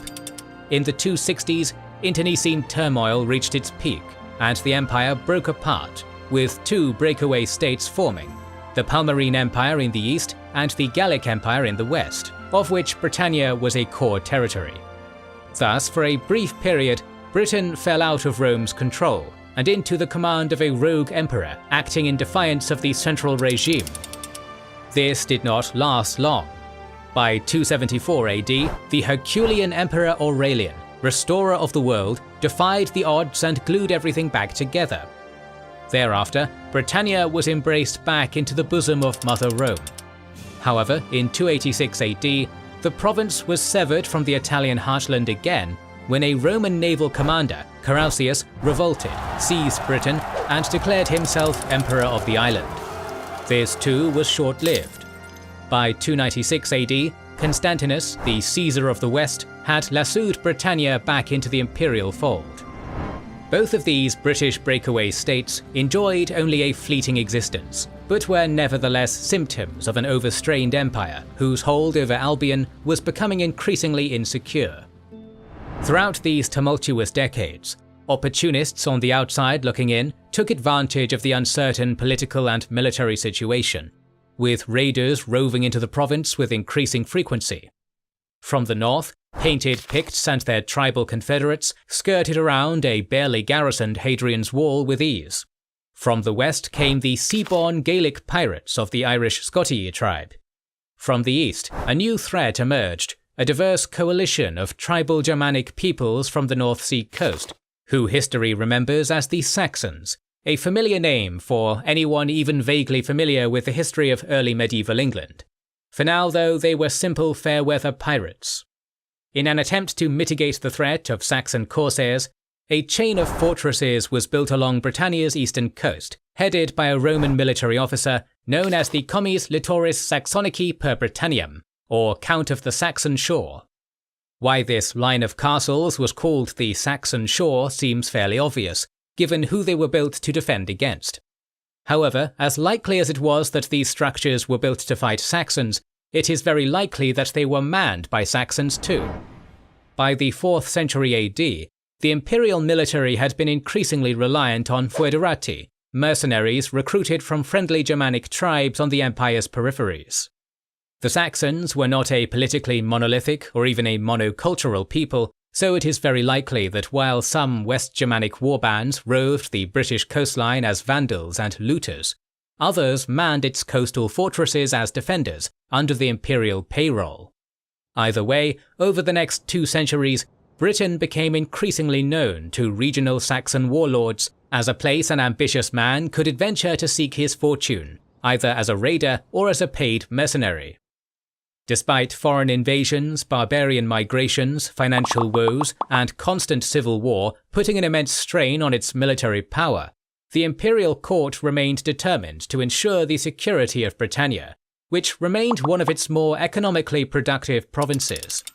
In 305, Constantius, now senior emperor of the western provinces, returned to the island he had restored to imperial rule 10 years earlier to campaign against the Picts, whose raids into Romano-British territory were growing increasingly destructive.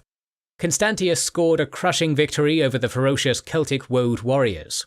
However, during the campaign, the Augustus grew suddenly ill and died in York the following summer. Immediately after Constantius's death, the legions in York declared his son, Constantine, as their emperor. Arguably the most capable and successful emperor of late antiquity, Constantine's reign began where his father's ended, on Britannia's foggy shores. Picking up where Pops left off, the young Caesar drove the Picts back beyond the wall, and the Saxon pirates back across the sea. The reign of Constantine, aptly dubbed the Great, represented a renaissance in Roman authority over Britain, and a return to peace and prosperity for the Romano-British citizenry. Moreover, after the enactment of the Edict of Milan in 313, his reign also presided over the rapid popularization of a certain monotheistic religion imported from the sands of the Levantine shore. Unfortunately though, Constantine the Great's tenure proved to be naught but a brief reprieve in the slow decline of Roman rule over Britain. After his death, hardly a generation went by without some manner of attempted usurpation or revolt. As civil war became the de facto method by which imperial succession was determined, Britain became a launch pad for various would-be emperors, who would take the military garrisons on the island to wage war against their political rivals in the imperial heartland, leaving the province vulnerable to barbarian raids. In 350 AD, Constans, the son of Constantine the Great, was overthrown and killed by the usurper Magnus Magnentius, a man who may have been of Celtic Briton descent. Magnentius then drained Britannia of its legions to wage a war against another son of Constantine, Constantius II. Their climactic clash at the Battle of Mursa Major was one of the bloodiest battles in Roman history. Magnentius was eventually defeated, but so great were the losses on both sides that according to the Roman historian Zosimus, Rome was left so vulnerable that it was no longer capable of repelling barbarian incursions. In the case of Britain, he was right. After Magnentius, Roman Britannia was left tantalizingly rich in portable wealth and perilously low on professional soldiers to defend it. Moreover, devastating civil wars aren't necessarily healthy for an empire's financial stability vis-à-vis its ability to pay its troops, so what soldiers did remain in the province were probably not being compensated for their services. All these factors piled up like a mound of dry kindling under the cauldron of disaster, and in 367 AD, the match was lit. That fateful year, the skeleton crew garrisoned on Hadrian's Wall, who had been snubbed of one too many paychecks, mutinied and threw open their gates, allowing the marauding Picts to flood into Roman territory en masse. Simultaneously, the Saxons of Germania and the Irish Scotti crashed upon the island's eastern and western shores in full force, easily bypassing the coastal defences which had been built up to keep them out. The Roman historian Ammianus Marcellinus called this invasion the Barbarica Conspiratio, or the Great Barbarian Conspiracy. As Britannia was invaded from Ireland, Scotland and northern Germany at the exact same time as the largest garrison of Roman soldiers on the island revolted, it's easy to understand why dismayed Roman observers considered that to be coordination, not coincidence. Southern Britain was completely overrun, and lawlessness was the order of the day. Villas were plundered, cities were sacked, and the Romanized civilian population were subjected to massacres and enslavement. Among the plunderers were not just barbarian raiders, but escaped slaves and deserted Roman soldiers, who were happy to jump on the anarchy bandwagon to enrich themselves with plunder. For the better part of a year, Britannia was basically just the purge. Only in the spring of 368 was one Flavius Theodosius, father of a future emperor Theodosius the Great, able to deploy a relief force to the island. Fortunately for Rome, the barbarian invaders had not come to conquer land, but merely to enrich themselves with slaves, cattle and portable wealth. So by the time Theodosius the Elder made landfall, what had once been a highly coordinated invasion force had devolved into a bunch of small plundering bands, their baggage trains heavy with loot. This made it easy for the Roman reinforcements to mop up the island piecemeal. By the end of the year, the barbarians had been driven back to their homelands, the mutineers had been executed, Hadrian's Wall had been retaken, and order had returned to Britannia. Crisis had been averted, and a province seemingly on the verge of being lost had been restored to Roman control. However, Theodosius's triumph over the barbarian hordes was ultimately just a delaying of the inevitable, for in the decades that followed, the endemic problems contributing to the empire's weakening hold on the island resumed in due course. Born a Spaniard, Magnus Maximus was a Roman military officer who served under Theodosius the Elder during the depurgifying of Britain in 367. In 380 he returned to the Isle to campaign against the Picts and the Irish Scotii, becoming very popular with his troops in the process. You can probably already tell where this is going. In 383 AD, Magnus Maximus became the latest in a line of imperial usurpers to launch his bid for power from Britannia's shores. To raise an army against Gratian, the reigning Western Roman Emperor, the pretender absorbed every fortress garrison in northern and western Britain into his field army. These fortresses were never reoccupied, permanently ending the Roman military presence in what had traditionally been the less developed regions of the British province. The following year, Magnus Maximus defeated Gratian and became Senior Augustus of the Western Empire. To replace the imperial troops he had stripped from the British hinterlands, Emperor Maximus transferred authority in those regions to local Roman-aligned native chieftains, entrusting them to safeguard the western British Highlands on the Empire's behalf. This effectively gave autonomous home rule to the local Celtic Britons.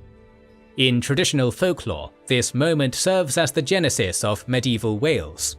Many of the Brythonic Welsh-speaking kingdoms of the Middle Ages considered their royal dynasties to be directly descended from the native chieftains originally appointed by Magnus Maximus to defend the British frontier from Irish and Pictish raiders. Magnus Maximus occupied an honoured role in the royal genealogies of kingdoms like Gwynedd, Powys, Gwent and Strathclyde, all of whom endured into the High Middle Ages for nearly 1,000 years after Rome's final departure from Albion's shores. In 388, Emperor Maximus's reign came to an ignominious end after a civil war with the Eastern Emperor Theodosius. In the centuries that followed, the security of the Romano-Britons became increasingly imperiled, with Pictish, Irish and Saxon raids renewing in force, ravaging not just the Roman confederated tribal lands of the north and west, but marauding with impunity into the urbanized southeast, which were still under direct imperial administration. Sometime around 396 AD, Stilicho, the de facto generalissimo of a decaying Western Roman Empire, likely launched a naval campaign intended to stymie these seaborne raids. This was a half measure, but it was all that could be done. Stilicho could launch a punitive expedition, but he could spare no troops to permanently garrison the island. His would be the last Roman campaign in Britain of which there is any record. In 401 AD, with the Visigothic king Alaric and the Ostrogothic king Radagaisus bearing down upon the Eternal City itself, Rome was increasingly forced to withdraw yet more soldiers from Britain to protect its imperial heartland. That year, Stilicho stripped the fortresses of the Saxon shore of their military manpower. Additionally, Hadrian's Wall, which had stood as an ardent symbol of Roman dominance over Britain, was depleted of troops for the final time. In the years that followed, the scope of raids on Romano-British territories increased. Niall of the Nine Hostages, a legendary High King of Ireland, was said to have ravaged the southern coast of Britain in 405 AD. The last remaining troops in Roman Britain, a meagre 6,000 or so men, were growing deeply disgruntled. They had been left to defend an island which had been stripped of its defences and all but forgotten by their imperial overlord, and they had not been paid for several years to boot. In 407 they revolted, appointing a military officer named Flavius Claudius Constantinus as their emperor, who led them onto the continent in an attempt to overthrow the reigning emperor Honorius and his commander-in-chief Stilicho. This insurrection was put down by one of Honorius's Gothic foederati. After this, there were no more Roman army personnel remaining in Britain. In 410 AD, Alaric and his Goths became the first foreign army to sack the Eternal City since Brennus and the Senones Gauls did so 800 years earlier. Deep in its death throes, it was all the Western Empire could manage just to stay alive for another few decades. With Germanic invaders now overrunning Gaul, Hispania and Africa, what thought could Rome spare for faraway Britannia? With no other recourse, the province was written off for the last time and left to fate. Thus, Roman rule over the island of Britain had officially and permanently ended, and for the first time in 400 years, all of Albion, for better or worse, was free. The centuries immediately after this departure are known as sub-Roman Britain. As the Romans took with them their habit of thorough record-keeping, this era is largely shrouded in mystery. One thing we know is that even after centuries of Latin occupation, Celtic society was alive and well in Britain, enjoying a better fate than its continental cousins. From Cornwall to the Forth Clyde, the language of Queen Boudica survived as a variety of P-Celtic dialects, broadly classified as Common Brythonic. Meanwhile, the Q-Celtic tongue of Gaelic continued to thrive in Ireland. Finally, in the Scottish Highlands, the Picts howled their war cries with words that distantly related to the tongues to their south. It is also likely that in more urbanized areas, a form of Latin was still in use as one of the many remnants of Britain's recent imperial past. Indeed, many Britons had grown exceedingly accustomed to Roman comforts, and those habits persisted even after Rome's departure. But how Roman was sub-Roman Britain? Robin Fleming, author of Britain After Rome, poignantly describes this post-imperial world to us. In the year 420, there were still people in Britain who had been born in a world shaped by the structure of empire, people whose early lives had been ordered by Rome's material culture. There were those whose childhood dinners had been served on pewter and glass, and middle-aged men who had been raised in heated villas. Britain had once been connected to a continent-spanning empire whose infrastructure brought them the luxuries of Italy, Egypt, and Syria, allowing many Romanized Britons to enjoy an aristocratic station in countryside villas and wealthy cities. But when Rome left, so too did the means to make this way of life possible. Archaeological evidence suggests that in the 5th century, the old world order began rapidly collapsing, as former Roman cities either drastically shrunk in size or became ghost towns, while the majority of the island's villas were abandoned. As Romanitas decayed, older Celtic traditions emerged from its carcass. Some Britons seemed to have moved back into ancient Celtic hill forts, which had stood abandoned for centuries during Roman rule. This massive shift in standard of living probably hit the south and east the hardest. The transition was probably easier for the Britons of the north and the west, who had never been particularly Romanized. It also stands to reason that the Picts and Gaels, who for the most part had always been on the outside looking in, barely experienced any change to their daily lives in this era. However, we should be mindful of the possibility that the Roman lifestyle did not vanish from Britain as quickly as previously thought. The archaeological record suggests that in the 5th century, traders from as far away as Byzantium and North Africa still braved the long journey, most likely due to the island's valuable tin deposits. It is therefore likely that, for a time, some Romano-Britons used this limited foreign trade to maintain a pale imitation of Roman life. Material culture was not the only aspect of Celtic society undergoing a metamorphosis. In centuries past, Roman Britain had been a land of many gods. Native Celtic deities were worshipped alongside Greco-Latin ones, while gods from the furthest edge of the known world established mystery cults in Britain. These included Isis, an Egyptian goddess, and Mithras, an Iranian god, who became popular among Romano-British soldiers. However, by far the most successful religion the Romans introduced to Britain was that of the Levantine carpenter. Christianity arrived on the Isle as early as the 200s AD, and by the time Rome abandoned Britain, had become the dominant religion. While the cross spread rapidly through the British Isles, those who lived there never truly forgot their polytheist roots. Even under the pressure of increasing Christian zealotry, pagan cults probably survived throughout and beyond the 5th century. There may have even been some druidic circles still practicing their occult rites in secluded groves, longing for a return of the old ways. Many Celts also incorporated the rituals of their ancestors into their newly Christian lives. One example of this lies in Ireland, where the spring goddess Brigid was rebranded as the exalted Saint Brigid, patron of Ireland.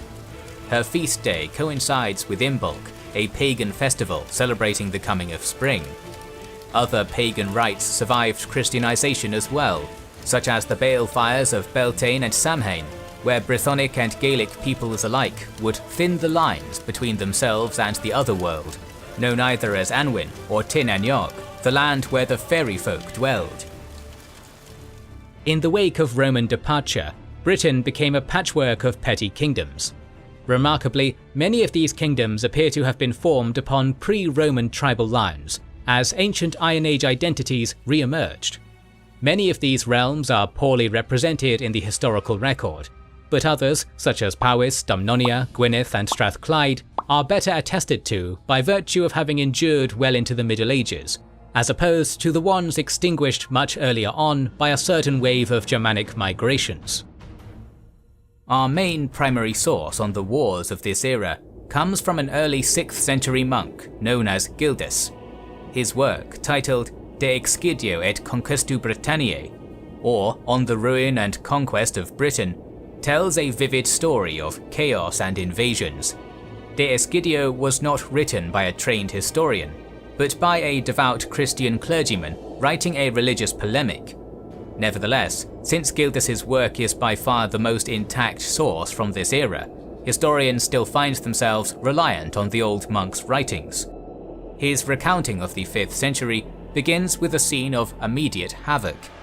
No sooner were the Romans gone than the Picts and the Scots, like worms which in the heat of midday came forth, inspired with the same avidity for blood. At this time, the Picts and Scots were probably still predominantly pagan, which would explain why Gildas speaks of them so scathingly. The monk's story continues when the Romano-Christian Britons, beset upon by the relentless raiding of their savage cousins, sent a plea to the declining Roman Empire. The barbarians drive us to the sea throws us back on the barbarians, thus 2 modes of death await us, we are either slain or drowned. Of course, the Romans, only a few decades away from the final collapse of their empire, could offer no salvation. Gildas tells a visceral tale, but his narrative of a victimized Christian people in the face of pagan barbarity is most likely tilted. The Romano-Britons were probably just as warlike as their Celtic cousins, all too willing to invade their neighbours, regardless of the shared culture, language or faith. With that said, there is some truth to the monk's tale. The Gaelic peoples seem to have established colonial realms on the west coast of Britain from the late 4th century onwards. In most of these, they appear to have merged into the culture of the local Brythonic peoples. But in the kingdom of Dalriata, founded by the Scotti warriors of Ulster, they began a slow cultural assimilation of the local Picts. Consequently, the modern nation of Scotland derives its name from the Scotti tribe, and the Scottish Gaelic language still spoken in the country today is a remnant of those Irish roots. However, it would neither be Pict nor Gael that would be the ultimate game changers of sub-Roman Britain. What exactly defines an Anglo-Saxon is a heated historiographic debate, but broadly speaking, they were a diverse amalgamation of tribes from Scandinavian and the North German coastline, primarily consisting of Angles, Saxons and Jutes. They were hardy warriors who spoke North Germanic languages and worshipped a pagan pantheon similar to the one made famous by the Norse Vikings centuries later. Amongst scholarly circles, the whens, hows and whys of the Germanic migrations are topics of intense debate. As we will recall, the presence of Saxons on British shores can be traced back long before the fall of Rome. Seaborne Saxon warbands had been intermittently raiding the eastern coastline of the erstwhile Roman province for centuries, and as imperial control over Britain declined, it had become common practice for Roman officials, or Romano-British, to hire Saxon warriors as paid mercenaries. According to Gildas, the burden of the Saxon tide falls upon the historically dubious Romano-British king named Vortigern. His reign was a tumultuous one.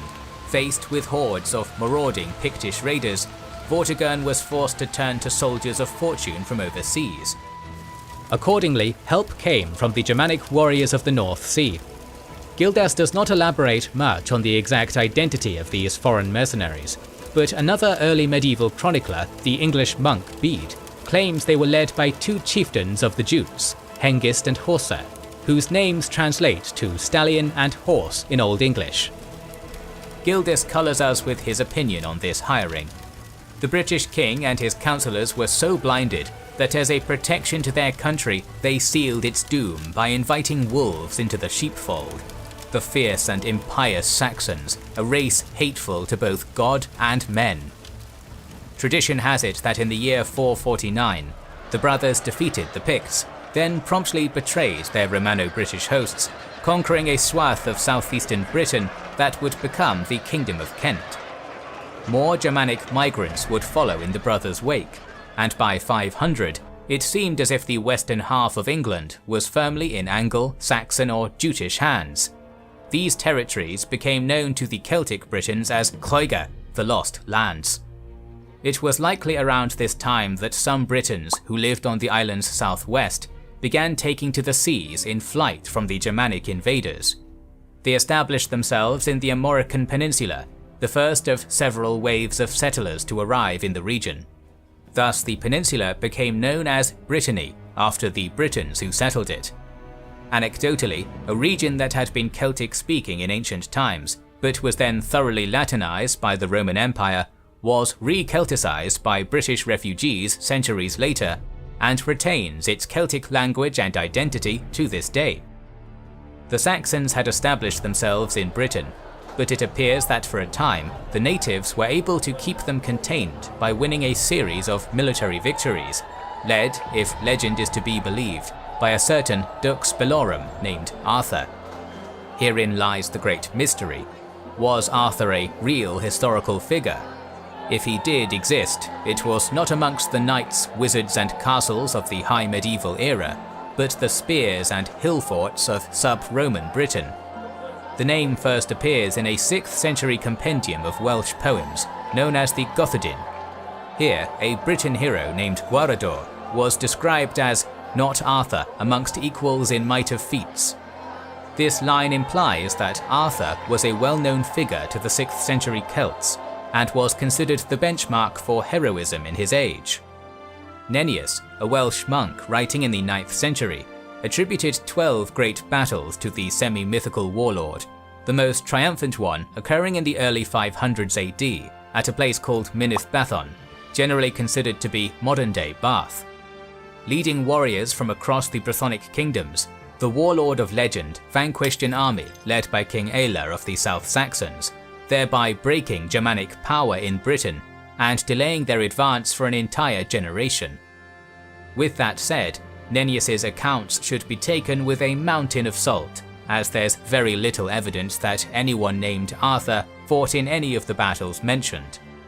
Gildas, writing far closer to the time period in question, attributes Britain victory at Mynydd Bathon not to Arthur but to a Romanized commander named Ambrosius Aurelianus. With that said, when myth and folklore is stripped away, it does seem that, with or without Arthur's help, the Britons were able to fend off the Anglo-Saxons, albeit only temporarily. Within a few decades of Mynydd Bathon, the Anglo-Saxons had evidently recovered, with powerful kingdoms established deep in Cloiga, straddling the borders of unconquered Celtic lands. The Angles and Saxons who lived in these kingdoms were no longer transient invaders, but had lived in Britain for generations, working the same land their fathers and grandfathers had. In short, they were there to stay.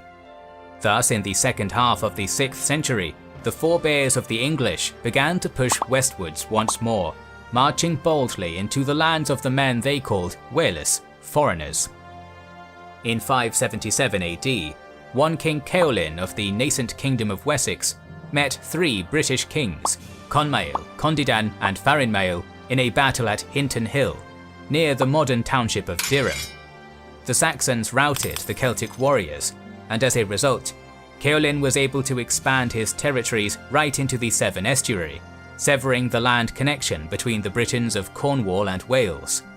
This invariably led to a cultural drift between the newly separated Celtic territories, resulting in the common Brythonic spoken in those regions evolving into the separate languages of Cornish and Welsh. A few decades after the triumph of Saxon Wessex, the Angles of the north began a campaign of their own. King Ethelthryth of Bernicia carved a bloody path of conquest deep into northern Brythonic kingdoms like Reged, Elmet and Gothardin, and crushed the Gaelic king Adain mac Gabrain at the Battle of Dexystan in 603 AD, establishing the Angles as the most dominant people north of the Humber. It must be noted that, in the land conquered by Germanic peoples, native Celtic culture was likely not entirely wiped away. The names of English kingdoms like Bernicia and Kent have Celtic origins, and some Briton blood likely ran through the veins of their earliest kings. The remains of brooch jewellery found in early Saxon graves have shown that the early Germanic settlers borrowed from the artistic traditions of the Britons. As for the Britons themselves, those who lived in the Cloiga were slowly assimilated into Anglo-Saxon culture over many generations. The line between Saxon and Celt was often more blurred than we think. Nevertheless, a frontier still existed between communities who spoke Old English and communities who spoke Brythonic and Gaelic. By the dawn of the 7th century, this frontier had become more or less entrenched, and would not move in any dramatic way for centuries. Be it by Roman or Germanic invaders, the Celts had lost much over the last 1,000 years or so. One can only wonder if a Welsh bowman in the 6th century AD, looking across a dike at a line of Saxon spears, would have been remotely aware of the fact that his ancestors' culture had once spread across an entire continent, a culture that was now confined to the westernmost edge of Britain. The days when Gallic hordes marched into the heart of Greece or duelled Roman legions from Spain to Turkey were long gone. But as territorially diminished as the Celts were, they would not go quietly into the night.